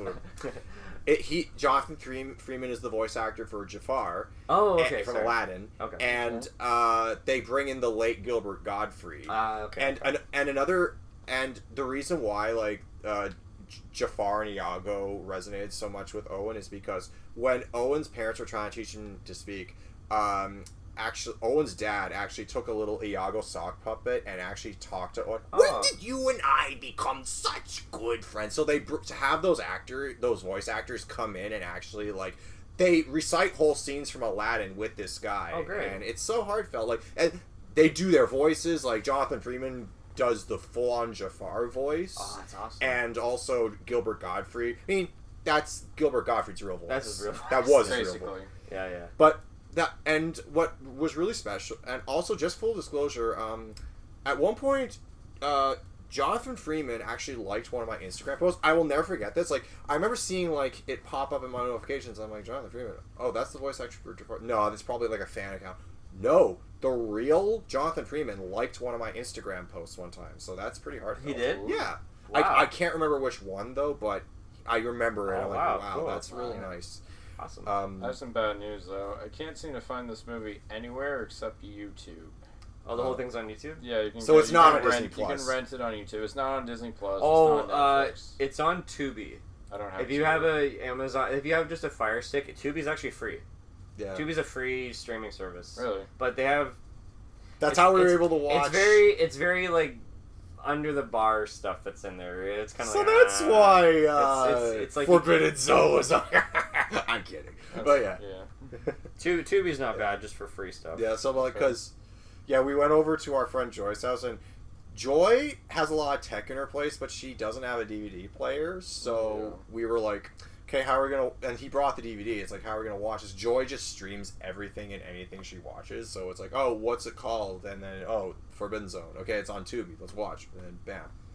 This seems great. Yeah. This subject is actually pretty I fascinating. mean, I was reading through like the reviews on Letterboxd, and with any instance where an autistic person is represented in mainstream media or like a movie or anything, it gets mixed. I hate to. It gets mixed reactions because not every autistic person feels the same way. Because if you're talking about documentaries, but if it's a movie, then it's an actor playing somebody on the spectrum. Well, no, this is This one's a documentary, which is why I wanted to talk about it. But I think it perfectly fits the coming of age trope. It says on IMDb that the first words are a coming of age story about a boy and his family who overcame a great challenge by churning Disney animated movies into a language to express love, loss, kinship, and brotherhood. Yeah. Because they also talk about his brother. Also talks about like his brother who isn't autistic. Like talks about like what it's like. And it was nominated for best documentary. That's what. year. Yeah. That's why I said at the beginning of this discussion. Yeah. Holy shit. So yeah, highly recommend this movie, and I feel like if like these movies all play a personal role in our lives, well, I feel like that's the perfect note to end this episode on, because sometimes documentaries have the best stories, like without any doubt. I think maybe two of my picks, like Dazed and Confused and Stand By Me. I think I watched them kind of at the same time when I was like in grade 6 or 7, and I feel like that was around the time that I felt like my life, my personality is kind of changing, and those kind of hit me a lot. Yeah, I think the Sandlot's kind of just like more energetic and more entertaining than the other two in some ways. They're kind of drastically different tones. Yeah, but they all have like we've kind of established, like all these movies kind of have like that mentor that kind of like invites you in, and they do learn something. They get like a slice of life, even if it's like harsh reality. Yeah. But they do have something that kind of helps them carry on for the rest of their lives, and I think it's a genre that's very like specific, but it always seems to like resonate with me personally. I don't know. Yeah, I can tell. 3 of my favorites. I'm surprised we didn't pick a single John Hughes movie. I'm surprised too. What can we say? I mean, the genre is just so vast, and like he was good, but is he the like voice of the whole? Does he own the whole? It's like that's like saying, does George Lucas own all of sci-fi, or does Gene Roddenberry own all of sci-fi? Does Denis Villeneuve own all Canadian movies. No, like there have to be other filmmakers that give voice to this genre. I mean, he definitely was the voice of an era. He was, yeah. Not knocking him, but it's like, is he the only voice or the supreme? Well, I think he's a good primary voice. I think because he established what that was, and it's just sort of been a template. Yeah. Like he definitely like I would say he would be like a good foundation for like most like coming of age stories. Yeah. Yeah. I mean, I may have my problems with Breakfast Club, but I get why people love that movie. Oh, so totally. much. My favorite's Ferris Bueller's Day Off. Me too. I think Cameron has like a great coming of age. Oh well, yeah, he's the best. Yeah. Every time when we were talking about these scenes where like these parents these kids vent about their abusive parents, like I always go back to the Cameron scene after Ferris kicks the car. Yeah. That scene's my hard fucking to watch. father. Yeah, it's Here's where Cameron goes berserk. On my French, but you're an asshole. Yes. Okay, yeah, Ferris Bueller's great. That's one of my favorites too. This is kind of gonna just be a small discussion. But well, there's honorable mentions. Are there any like coming of age movies that you haven't seen yet that you'd like to see?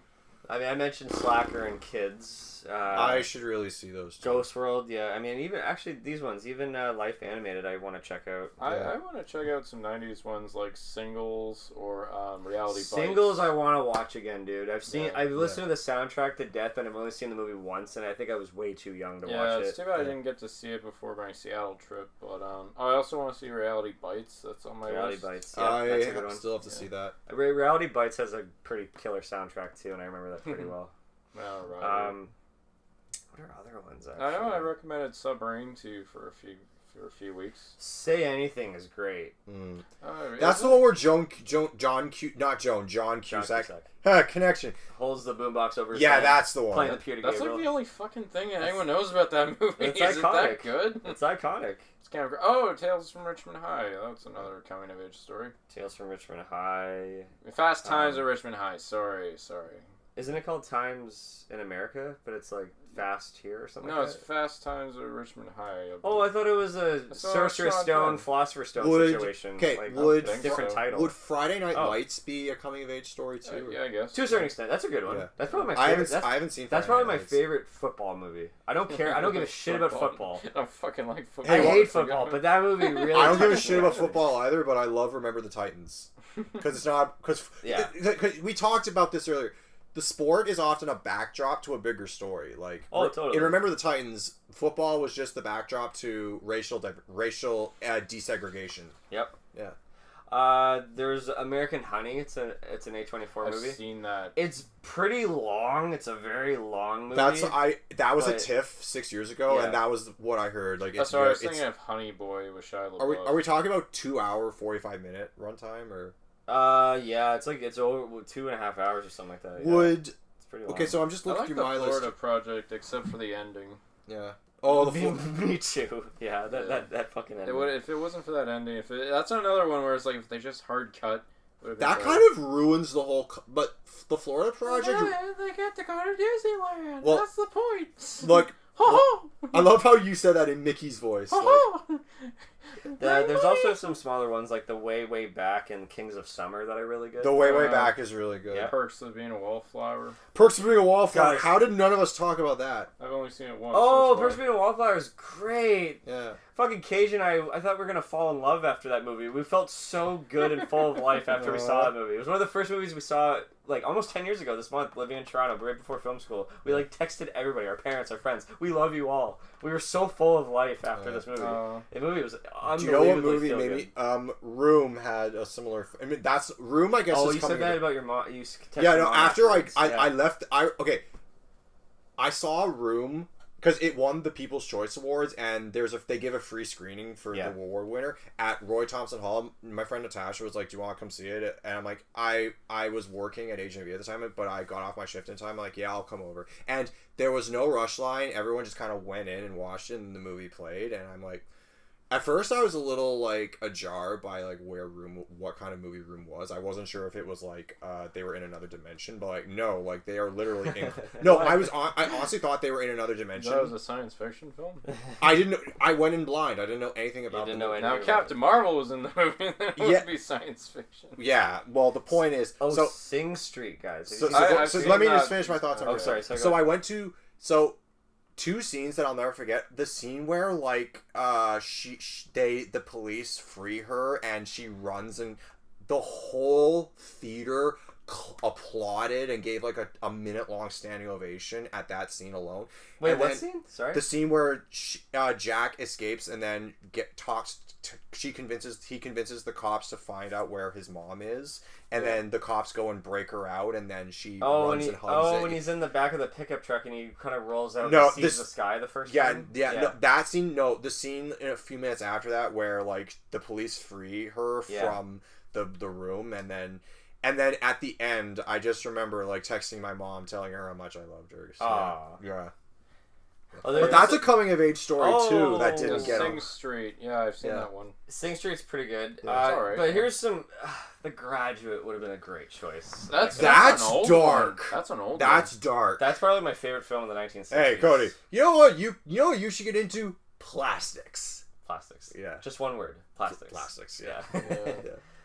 You know, even Taika Waititi has some really good coming. Have any of you seen Boy? His first film? You showed me Boy. Yeah, I showed you Boy. That's a really good one. Hunt for the Wilder People. I was very tempted to pick that one, but I had to go with Holes because I've seen it more times. Yeah. But and even Jojo Rabbit's a really good coming of age story, and a really dark time in history too. Yeah.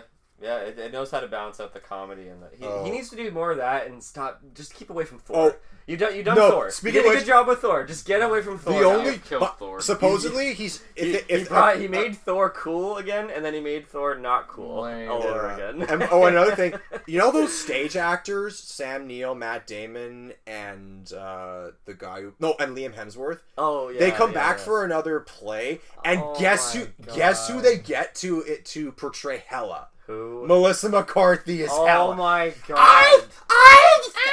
my feet hurt. I gotta get those shoes. Okay, no, I can't. I don't want to watch it. Don't.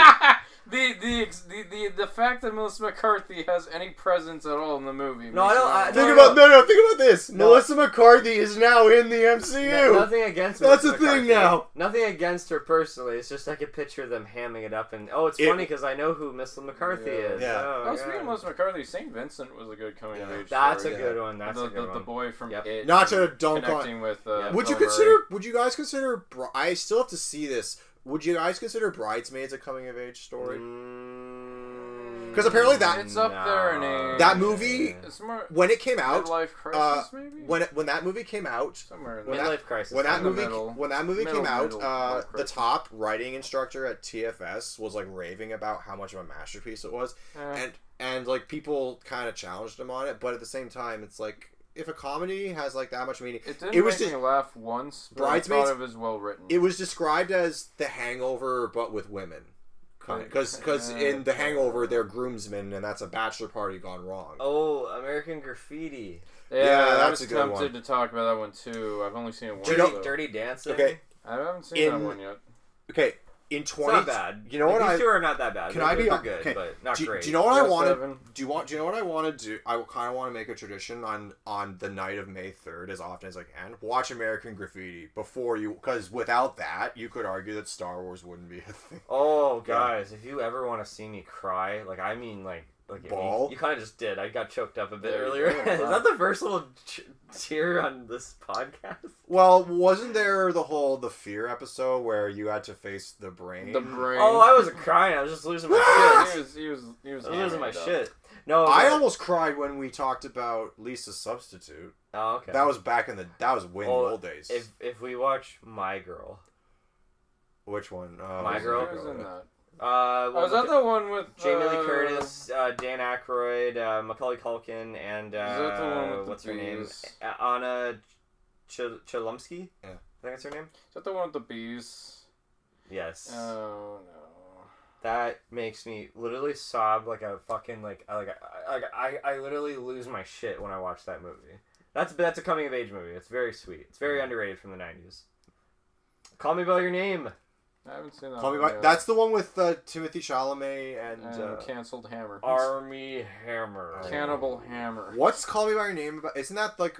Doesn't that take place in Europe and? Oh, in Italy, and it's the most beautifulest, prettiest thing. Oh my god. Oh yeah. I'll watch it. Oh, it's very nice. I still have to see that. Very nice movie. Okay. Can't think of anything other ones. Should we put a cap on this? I mean, we could. I mean, there's so many honorable So mentionings. comment down below and tell us what your favorite Coming coming of age film is. Yeah, We that's would all like I to can know. think of. That's all I can think of really for now. Yeah. I've said my piece, honestly. Well, this was fun. This was fun. Now let's go grow up. Yeah, grow up. Aw. Go ahead, go grow up. Go ahead, go throw But up. remember, Go throw up. go on, go back and grow up. But remember, once you've grown up, you can never come back. Never. Oh, Peter Pan. Yep. Yeah, it took me a second. I was like, that sounds so familiar. See you guys. Bye-bye.